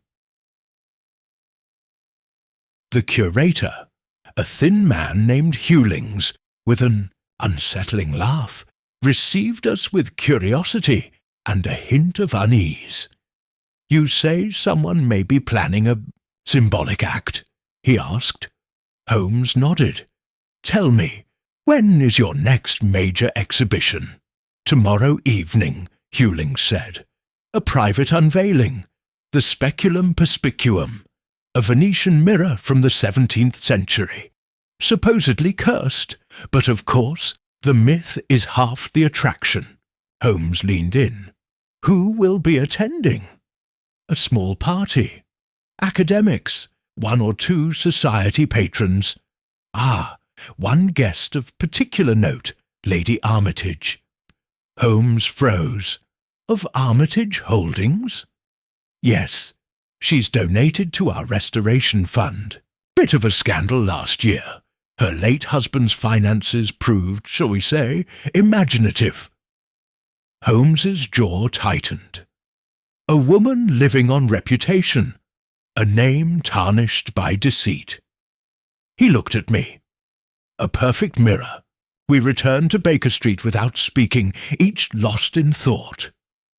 As we entered the sitting room, Holmes went to the mantel and removed Clara's note. She's laid the pieces, he said. Tomorrow she will strike again. I swallowed. And what will we do? Holmes met my gaze. We'll be standing behind the mirror. Chapter 13. The Final Attempt to Escape. The following evening arrived dressed in velvet dusk. London's air was clear and sharp, tinged with early frost, as if the city itself sensed what was to come. Holmes and I arrived at the Royal Mirror Society shortly after 8 o'clock, our invitation forged by Holmes and passed off with such smooth assurance that the doorman never questioned it. The exhibition hall was smaller than I expected, more salon than museum, lit by gaslight that danced off every surface. Mirrors of all shapes and eras lined the room. Oval rococo frames, Florentine gilt, Elizabethan hand-glass relics. Their reflections fractured the space into a disorienting web of gleams and silhouettes, as if we had stepped into Clara's mind. At the far end of the room, under a black velvet drape, stood the centrepiece, Speculum Perspicuum, the so-called Venetian mirror of illumination. A thin gold frame enclosed what appeared to be a sheet of polished obsidian, dark, liquid, unnervingly deep. A sign beneath it read simply, "To be unveiled at 9 p.m. Lady Armitage, clad in mourning silks, was holding court near the champagne table. Her manner was breezy, but her eyes darted with the nervous energy of a woman unused to scrutiny. Holmes leaned toward me and murmured, "Note how everyone avoids the mirror's reflection, even unconsciously. That's how deep the fear runs." I nodded, unease prickling my spine. "You're certain she's here?" "She's not far," he said. "She's watched every step we've taken since Hathersedge. She cannot resist the final movement. At 5 minutes to 9, the curator, Mr. Hewlings, called for quiet. "Ladies and gentlemen," he announced, "it is with great excitement that we present the jewel of our collection. A mirror believed to have belonged to the astrologer Giovanni Fontano, who claimed that a man's true self could be seen in its surface if he dared to look." The drape was pulled away with theatrical flair. Gasps filled the room. The mirror glistened in the low light, not merely reflective, but absorptive, like a pool of still black water. Several guests edged back instinctively. Holmes remained still, watching not the mirror, but the crowd. Then he touched my sleeve. "There," he whispered. Across the room, near the arched gallery door, stood a woman in a modest grey dress. Her hair was darker than I remembered, tied up beneath a feathered hat, but the eyes were unmistakable. Clara. She was watching Lady Armitage with surgical calm. In her gloved hand she held a small clutch purse, too small for a weapon, but not, I suspected, for poison. Holmes moved swiftly, but subtly. He slipped around the perimeter of the crowd, navigating through reflections and bodies as if in a chess match. I followed at a distance, heart hammering. Clara took a single step forward, then another. She reached into her purse. Holmes struck. With a sudden motion, he seized her wrist and pulled her back, the clutch falling to the marble floor with a muffled thud. Gasps erupted. The crowd parted like curtains. "Let go!" she hissed, struggling. But Holmes held firm. "It's over, Clara." Her eyes burned. "You think this was about her? Armitage was just a symbol. She represents everything he did, everything they all did." Lady Armitage, wide-eyed, had stepped back, a hand on her chest. "Call the constables," Holmes said, nodding to Hewlings, who was frozen in place. Clara stopped struggling. Then she laughed. "Quiet and awful. You think you've won," she whispered. "But you don't understand it at all. I was never hiding. I was showing you the truth." She turned suddenly, and with a sharp motion threw a glass vial at the base of the Venetian mirror. It shattered. A dark liquid splashed the base. Fumes erupted. Several guests screamed. Holmes pulled her back. I rushed forward and stamped out the beginning of flame. The curator leapt toward the mirror with a cloth, dousing the small fire before it could catch. Only smoke remained. Holmes dragged Clara to a chair. "You meant to destroy it," he said. She looked up at him, smiling faintly. "I meant to show them what lies behind it." "The mirror?" I asked. "No," she whispered. "Themselves." Police arrived minutes later. Holmes gave a brief statement. The curator, still shaken, confirmed Clara's intrusion and her attempt at arson. Lady Armitage declined to press charges, likely wishing to avoid scandal. Clara, however, was taken into custody on Holmes's word alone. But as they led her away, she turned back once and looked at Holmes. "We're not finished," she said. He met her gaze, calm and unblinking. "No," he replied, "you've simply run out of smoke." She gave the faintest bow, then disappeared into the night. We remained in the salon long after the guests had left. Holmes stood before the mirror, his reflection now alone in its dark glass. "She never wanted to escape," he murmured. "She wanted a performance, a final act, and she gave it." "She's dangerous," I said. "She'll strike again." "Yes," Holmes said, "but now she's known. her methods understood, her spiral unravelled.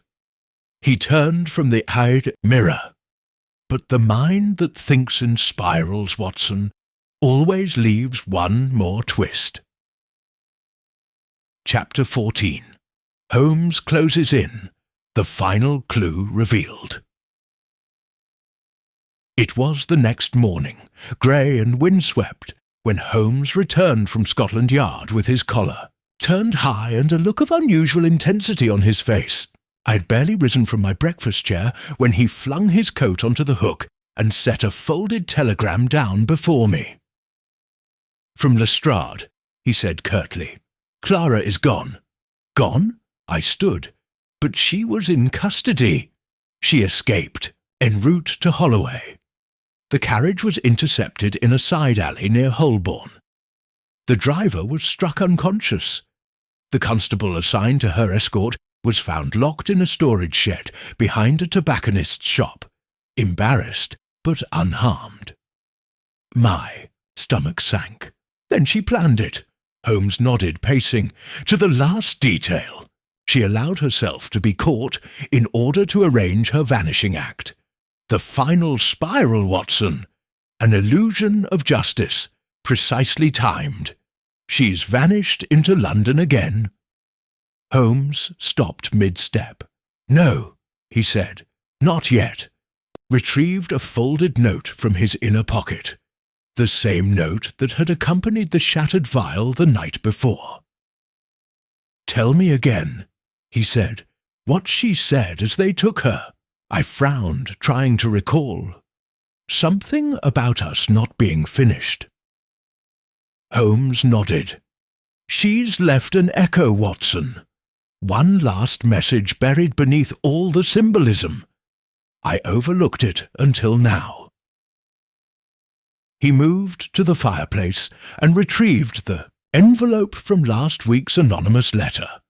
Holding it to the light, he examined the flap with a magnifying lens. "There," he said, pointing. "A trace of blue ink, transferred from another letter during storage. A smudge." I peered closer. "What does it mean?" Holmes stepped to his desk and unlocked the lower drawer. He removed a small black notebook, one I had seen him use only on rare occasions. His personal index of symbols, codes, and correspondences. Months ago, I studied Clara's handwriting when reviewing the Hathersedge letters. She has a habit. Most writers do. She underlines emphasis with 2 strokes, but always curves the second one upward. She also writes her capital F like a shepherd's crook. He pulled another letter from the folder and held it beside the note. "Now," he said, "look at the word 'finished' in her last message." The tail of the F curled sharply. The double underline beneath you were clever, carried the distinct upward arc he had mentioned. "It's her," I said. Holmes nodded. "And now look again at the word 'mirror' in the same letter. Notice the irregular R and the slightly larger M. That is not her hand." I blinked. "Then she dictated it. Or she wrote it with a deliberate partner. The mirror, Watson, is not just metaphor. Clara has an accomplice." I sat heavily. "But who?" Holmes returned to the fire and gazed into the ash. "Someone with access to her movements. Someone who coordinated the escape. Someone who knew she'd be transferred quietly, without full escort. Someone inside the yard, or close enough to intercept communications." He turned to me. "Someone like the coachman." I frowned. "But he was unconscious, struck in the back of the head." "Was he?" Holmes said softly. "Or did he pretend?" He reached for the morning paper on the side table and unfolded it, revealing a small column tucked beneath a society notice. "Private security driver Silas Kent, injured in line of duty, has declined to press charges after attack during prisoner transport. Kent, previously employed in private estate management, has served as freelance escort for judicial transfers since early spring. Holmes tapped the line. Kent was once a driver at Hathersedge. My eyes widened. Clara used him. Holmes nodded. And he her. She doesn't form bonds easily, but when she does, they are built on shared injury. He was dismissed by Sir Julian after a failed accident investigation. Rumour claimed he'd helped cover up a cousin's trespass on the estate grounds. Clara offered him redemption. Holmes paced again, eyes bright with thought. Now think, if she escaped, where would she go? Not back to Hathersedge, not to any safe house under her name. No, she would return to the original mirror, to the point of origin. I blinked. The gallery? No, he said. Earlier, the greenhouse. I stared at him. The old one, behind the estate, but the police searched it. They searched for people, Holmes said. They did not search for plans. He crossed to the desk and opened a drawer, retrieving the blueprint of the estate he had copied weeks earlier. There's a secondary gardener's shed to the east, sealed for years. The foundation was partially collapsed, but the cellar was left intact. He looked up. She never meant to disappear into the crowd.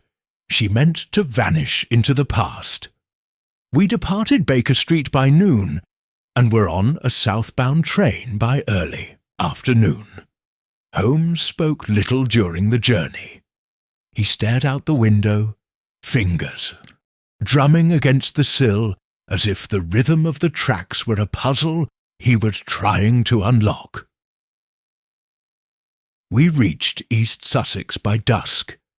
The countryside was cloaked in a thin fog, and Hathersedge stood as it had before, remote, brooding, somehow smaller than it once seemed. Greaves met us with surprise but no protest. The eastern shed, he said, rubbing his chin. It's been locked since before the war. No one's used it. We must search it, Holmes said. Now! The walk through the gardens was slow and quiet. The moon had risen, its pale light turning the hedges silver. The shed stood half swallowed by ivy, its door hanging slightly ajar. Holmes entered first. The interior was dark and cold. Shelves lined the walls, thick with cobwebs. In the centre, beneath a rotted table, lay a trapdoor. He lifted it. A narrow staircase descended into earth. We followed. The cellar was small, no more than 8 feet by 6. But in that cramped earthen chamber, we found it. A table. A lamp. Sheets of paper, maps, drawings, fragments of poetry and newspaper clippings, all arranged in spirals, and in the centre, pinned to the wall, a charcoal sketch. Holmes stepped closer. The sketch was of him, detailed, precise, even affectionate. His profile, his expression, frozen in black and white, across the bottom, in small, neat print, to the only one who understood the shape of me. Holmes stood very still. Then he turned to me and said, She left this, not as a clue, as a promise. I said nothing. He folded the sketch and placed it in his coat. She's not finished, he murmured, but she's telling us where to look next. Chapter 15. The final gathering, the cellar beneath the forgotten. Gardener's shed at Hathersedge was as quiet as a mausoleum. The spiral of papers and sketches Clara had left behind felt less like a crime scene than a shrine. Personal, meticulous, constructed for one mind alone. Holmes emerged slowly from the underground chamber, the folded charcoal sketch of himself still clutched in his gloved hand. He said nothing for a long time. The night air greeted us like cold silk, brushing across the damp earth and ivy-choked walls of the estate. The moon was waning, but still strong enough to cast his shadow beside mine, long, narrow, and trembling at the edges. "She's forcing the end game," Holmes said finally. I looked over at him. "What do you mean?" "She left the drawing not as a clue, not even as a boast, but as a call, a summons.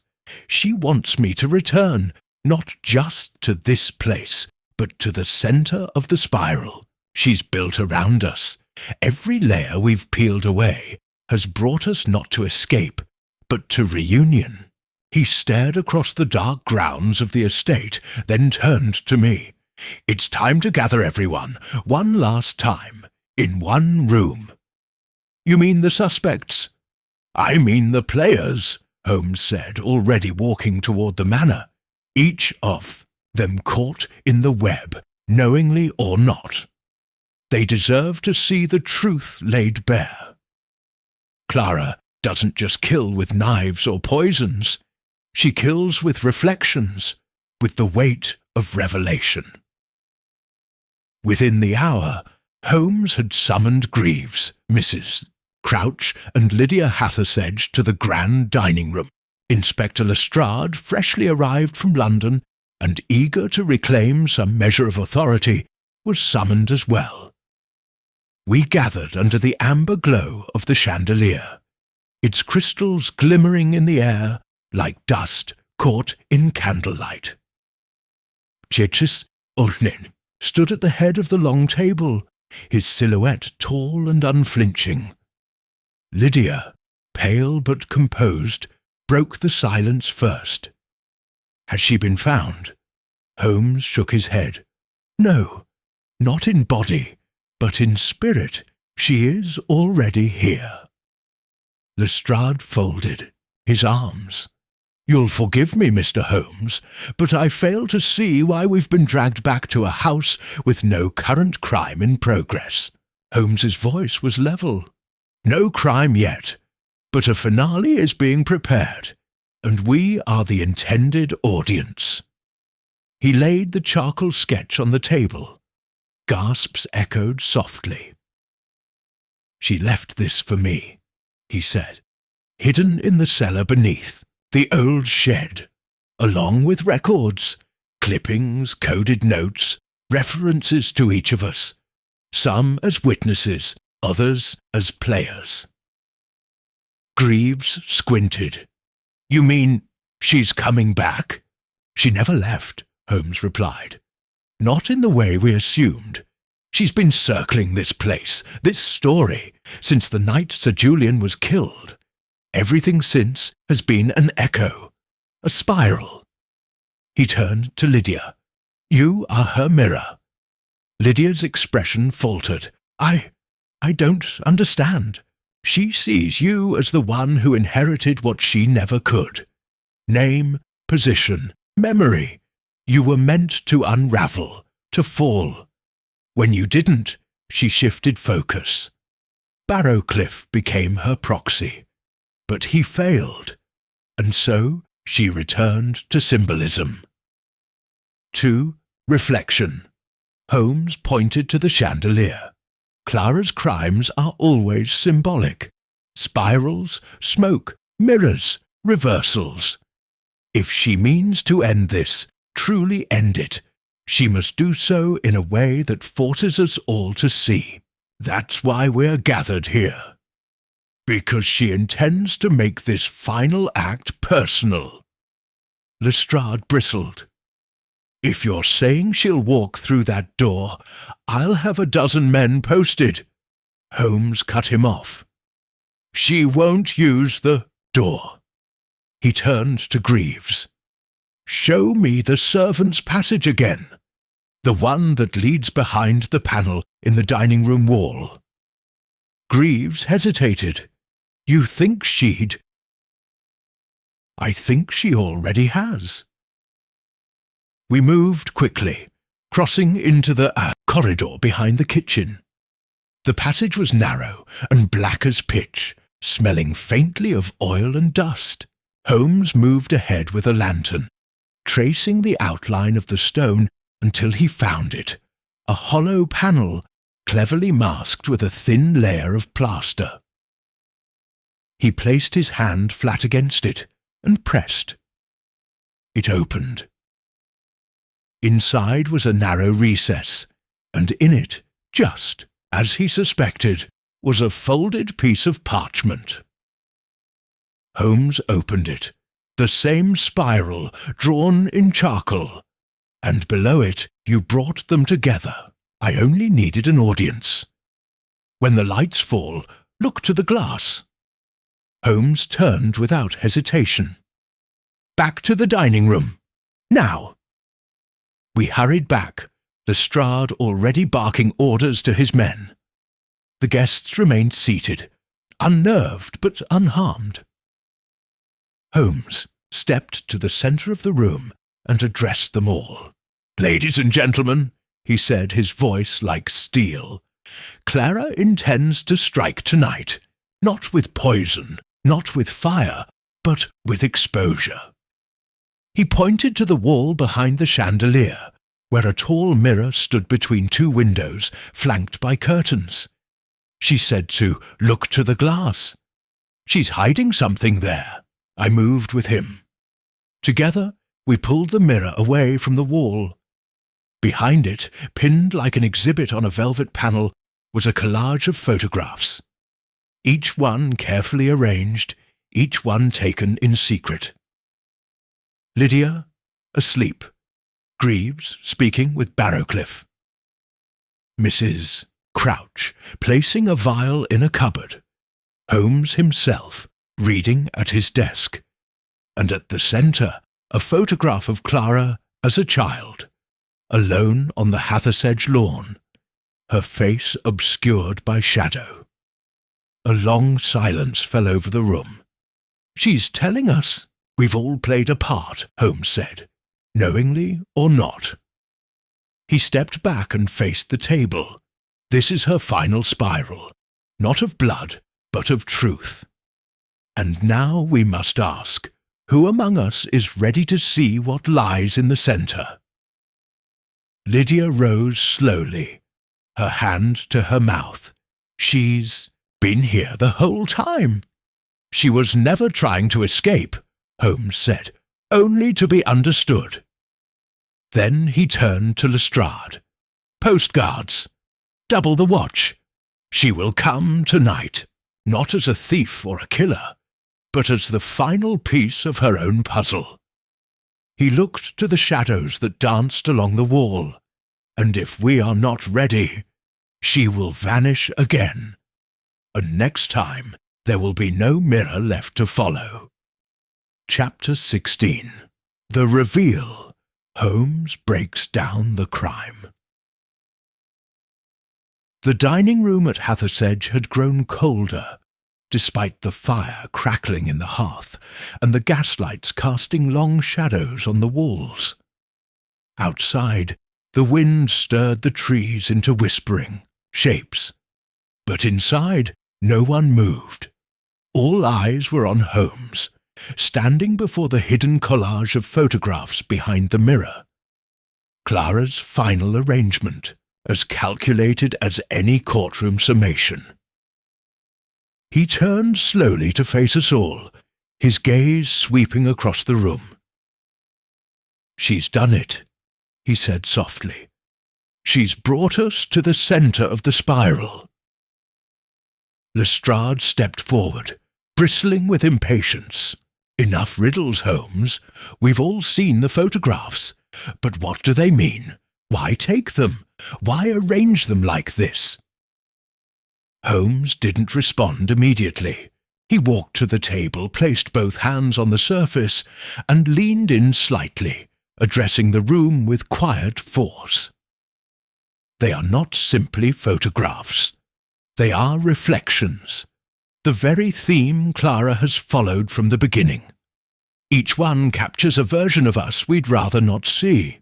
He turned first to Greaves. "This one," he said, lifting a photo of the butler speaking furtively to Barrowcliff in the corridor, "shows a conversation you denied ever having. And yet, here it is." Greaves opened his mouth to protest, but Holmes raised a hand. "You did not kill Sir Julian, but you did warn Barrowcliff that the judge was considering cutting him from the estate entirely, and in doing so, you gave him motive." Greaves bowed his head. Holmes moved to the next. "This," Mrs. Crouch placing a vial in the cupboard, "was taken weeks before the murder. The same vial that contained the valerian mixture later used to dull Lydia's senses. You meant no harm, perhaps, but you were careless." Mrs. Crouch looked as if she'd been slapped. She catalogued every error, every lie, every omission. Holmes stepped to the photograph of Lydia, lying asleep beneath the bay window. "This one is the most tragic," he said. "It shows the innocence of a girl who became the centerpiece of a plot she barely understood. Clara envied her, yes, but she also pitied her. That's why Lydia was never harmed. Clara didn't want to kill her. She wanted to transform her." Lydia blinked rapidly, her expression unreadable. "And then," Holmes continued, holding up the final image, "there's me." The photo depicted Holmes seated in his armchair at Baker Street, chin resting on his hand, eyes fixed on the fireplace. A moment of vulnerability, unaware, unguarded. She wanted me to see myself as she did. The one person who understood her mind, who followed her pattern, who could not save her, or perhaps who never truly tried. A long silence fell. Lestrade, more subdued now, said, "But none of this proves she murdered Sir Julian." Holmes looked at him. "No, let's go back." He returned to the mirror and tapped a corner of the parchment pinned just beneath it. This was the first drawing she left, the spiral. And hidden in the lower edge, just here, is an imprint. Ink. It matches the stamp used by Godwick and Hollins, Sir Julian's legal firm. I stepped forward and squinted. A tiny, almost invisible ring of letters. "Clara didn't draw this from memory," Holmes said. "She made it using Sir Julian's own stationery. The spiral was pressed into the ink while it was still fresh. This was done inside the study, before the body was found. She was there." "But she didn't strike the blow," I murmured. "No," Holmes agreed. "Barrowcliff did, but she created the space in which he could. She provided the sedative that dulled Lydia's awareness. She showed Barrowcliff the passage through the cellar. She planted the idea that Sir Julian's will could be altered again. She left the teacup. She buried the boots." Holmes's eyes darkened. "She didn't kill the judge with a knife. She killed him with narrative." He turned to Lestrade. "She constructed the illusion, and when Barrowcliff took the opportunity, she let him believe he was the mastermind.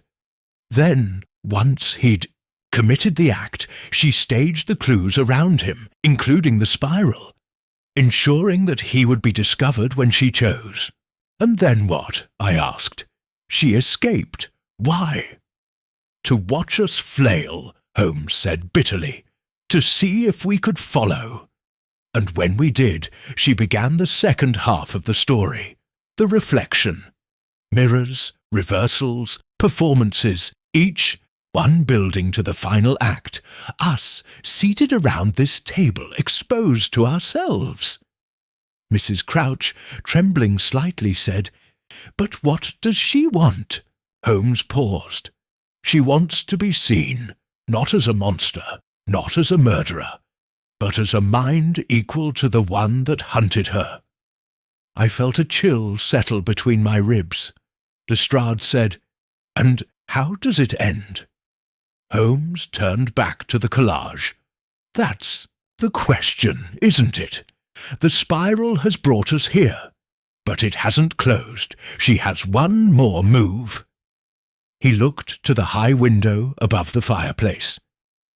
"She'll come tonight. One final appearance, to complete the shape." Lestrade scowled. "We'll post guards." "You won't see her," Holmes said. "Not unless she wants to be seen." "Then what do we do?" Holmes stared into the fire. "We wait, and we watch the mirrors. Because when she comes, she won't walk through the front door. She'll come as she always has, through reflection, through silence, through the flaw in our gaze." Chapter 17. Outcome and Justice. The hours that followed passed like breath held under water. Every tick of the old grandfather clock in the hall echoed through Hathersedge like a footstep in an empty church. Inspector Lestrade had his men stationed at every door, every window, even the roof access. The dining room was never left empty, and yet all of us felt as though we were waiting for something we could neither name nor see. Holmes, however, was not waiting. He was listening. He had taken up residence in the drawing-room, seated near the mirror that Clara had once adjusted to hide her collage. It had since been rehung in its rightful place, but Holmes insisted that it remain uncovered and unguarded. "Won't come through doors, Watson," he had said again. "She comes through gaps, the unseen, the overlooked." He hadn't slept in 2 days. Just past 2 o'clock in the morning, as the fire dimmed and the manor creaked with age and cold, I found him standing beside the hearth, head tilted slightly. "Do you hear it?" he asked. I paused. At first, nothing. Then a creak, a soft one, not a footstep, not floorboards. Glass, the faintest scrape, like a hand brushing over a window pane. Holmes turned sharply and crossed the room. He moved not to the window, but to the mirror. "Behind it," he said. I frowned. "But we searched it already." "No," he murmured. "We looked at it. We didn't look through it." With one swift motion, he grasped the edge of the frame and tilted the mirror forward. It creaked on its hinges, revealing a narrow gap in the panel behind. A crawl space, just wide enough for a small figure. Holmes reached in. Empty. But there, taped to the inside wall, was a single sheet of paper. He read it aloud. "The end is not an exit. It is a return. I watched you explain me, and in doing so, you completed me. Now, let them see you. Let them see how close we stood." One last turn. Attached to the note was a key, a brass one, old, familiar. Holmes stared at it for a long moment. "It's the original study key," he whispered. "The one Sir Julian always kept in his pocket." "But we found it there. On his body," I said. Holmes nodded. "Which means the one we found was planted. This is the real one." Before I could reply, a shout came from the hallway. "Shh! In the chapel!" We ran. Lestrade's men had already converged on the old family chapel, now barely used and long since stripped of anything sacred. One constable forced the doors open. Inside, the air was cold as stone. On the altar, beneath the cracked stained-glass window, a figure stood. Clara. She was dressed not in black, but in white, a white blouse, simple skirt, and no hat. Her hair hung loose. In the pale moonlight spilling through the broken window, she looked like an apparition, fragile, unreal, and yet utterly still. Holmes stepped forward, slowly. "Clara," he said, "it's over." She looked at him, expression unreadable. "I know," she replied. Lestrade approached, hand on his revolver. "Don't move." "I won't," she said. Then she held out her hands, but not in surrender, in offering. Resting in her palms was a spiral, drawn in chalk on the skin of her own hand. "I brought it full circle," she said softly. Holmes took the key from his pocket. "This is the final truth, isn't it?" She nodded. "The fake key placed on the body locked the narrative," Holmes said. "Made it a sealed room. The impossible murder." Clara smiled faintly. "But it wasn't locked. Not really. Just like none of them saw me. Not really. I was always there." "You planned every step," Holmes said. "No," she whispered. "I reflected every step. Your deductions, Sir Julian's judgments, Lydia's tears, all of it, reflected." Lestrade gestured to his men. "Take her." But Holmes raised a hand. "She'll come peacefully." Clara didn't resist. As the constables took her arms, she turned once more to Holmes. "I gave you the story you needed," she said. "Now give me the ending I deserve." Holmes met her gaze. "You'll have it," he said. "The truth, and nothing more," was led away. Lestrade watched them go, then turned to Holmes. "She's mad, you know." Holmes shook his head slowly. "No," he said. "She's a mind too sharp for the world she was handed, and she used that sharpness like glass. Cut with it." He walked back toward the mirror, then turned it once more to face the wall. "What now?" I asked. Holmes replied without looking at me. "Now the spiral ends, but the reflection remains."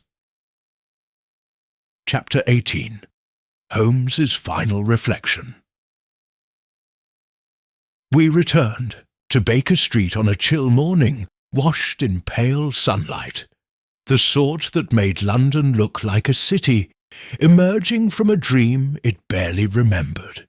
The hansom rolled to a stop outside 221B, and Holmes stepped down first, moving with the grace of a man whose mind was already elsewhere. Inside, the fire had gone out, but Holmes made no move to relight it. He removed his coat with quiet deliberation, hung it on the peg and stood by the window, watching the early traffic pass down Baker Street. Clara was in custody. The newspapers, of course, had already latched onto the tale, the spiral woman captured, with lurid headlines and wild speculation. Scotland Yard, ever eager for credit, portrayed the case as an example of their widening reach and efficiency. Lestrade, to his credit, mentioned Holmes once, briefly, with a tone of reluctant respect. But Holmes didn't read the papers that day, or the next. He stood for long stretches by the fire, violin untouched, tobacco unfurled in thin trails above the mantel, saying little. It was not depression. I had seen Holmes in that state before. No, this was something else entirely. A quiet reckoning, a turning inward. Finally, on the third morning, I spoke. "You've solved hundreds of cases," I said. "You've outwitted murderers, thieves, blackmailers. Why does this one linger?" Holmes turned from the window. "Because it wasn't a case," I raised a brow. You don't consider it one? He shook his head slowly. It was a mirror, Watson. A series of events designed to pull me into its frame. Clara never wanted to escape justice. She wanted to reflect it. She wanted to be understood, and to make us understand something in return. I poured his tea. And what did she make us understand? Holmes took the cup, but didn't drink. He stared into the steam for a long moment. That justice, he said softly, is not a straight line. It is a spiral. It curves around memory, around grief, around the lies we tell ourselves to endure the past. He set the cup down, untouched. She saw what others missed, he said. She saw the blind spots of privilege, the cruelties that pass for decorum, the silence we reward, and the voices we dismiss. Her crime was manipulation, yes, but of systems that already manipulated others. And yet she still murdered, I said quietly. Holmes nodded. She allowed a murder. She designed the theatre for it. She believed her victim had earned it, and believed she could control the outcome. He looked up at me, suddenly weary. That's where she was wrong. I sat in the chair opposite him, notebook open but idle. What will become of her? Holmes shrugged. Prison, likely. Though I suspect she will not remain there long, I frowned. You believe she'll escape again? No, Holmes said. She won't need to. Once the world believes it has seen all of her, she will cease to be of interest. And that's when she will do something else, something none of us expect. I closed the notebook. And us? Holmes gave a rare, faint smile. We returned to simpler puzzles. A missing heirloom. A vanished clerk. Perhaps a dog that barks in the night. And the spiral? He was quiet. Then he stepped to the mantel and retrieved the small sketch Clara had left in the gardener's shed. The charcoal portrait of him, rendered in soft, precise strokes. He held it over the fire. Paused, then carefully, deliberately, set it aside on the shelf. No, he said, let it remain. As a reminder that even the greatest logic must at times meet the unsolvable. He turned to me. And in that moment, I saw not the hunter of criminals, nor the calculating machine so many believed him to be, but a man who had looked into a mirror and seen not certainty, but shadow. Tell them what happened, Watson, he said, but tell it truly, not as a victory, not as a case solved. Tell it as a lesson. A lesson in what? Holmes exhaled. In humility. He sat back in his chair, lit his pipe, and returned to silence. Outside, London moved on, no wiser, no stiller, but somewhere beyond the smoke and stone and mirrors, the spiral had finally closed.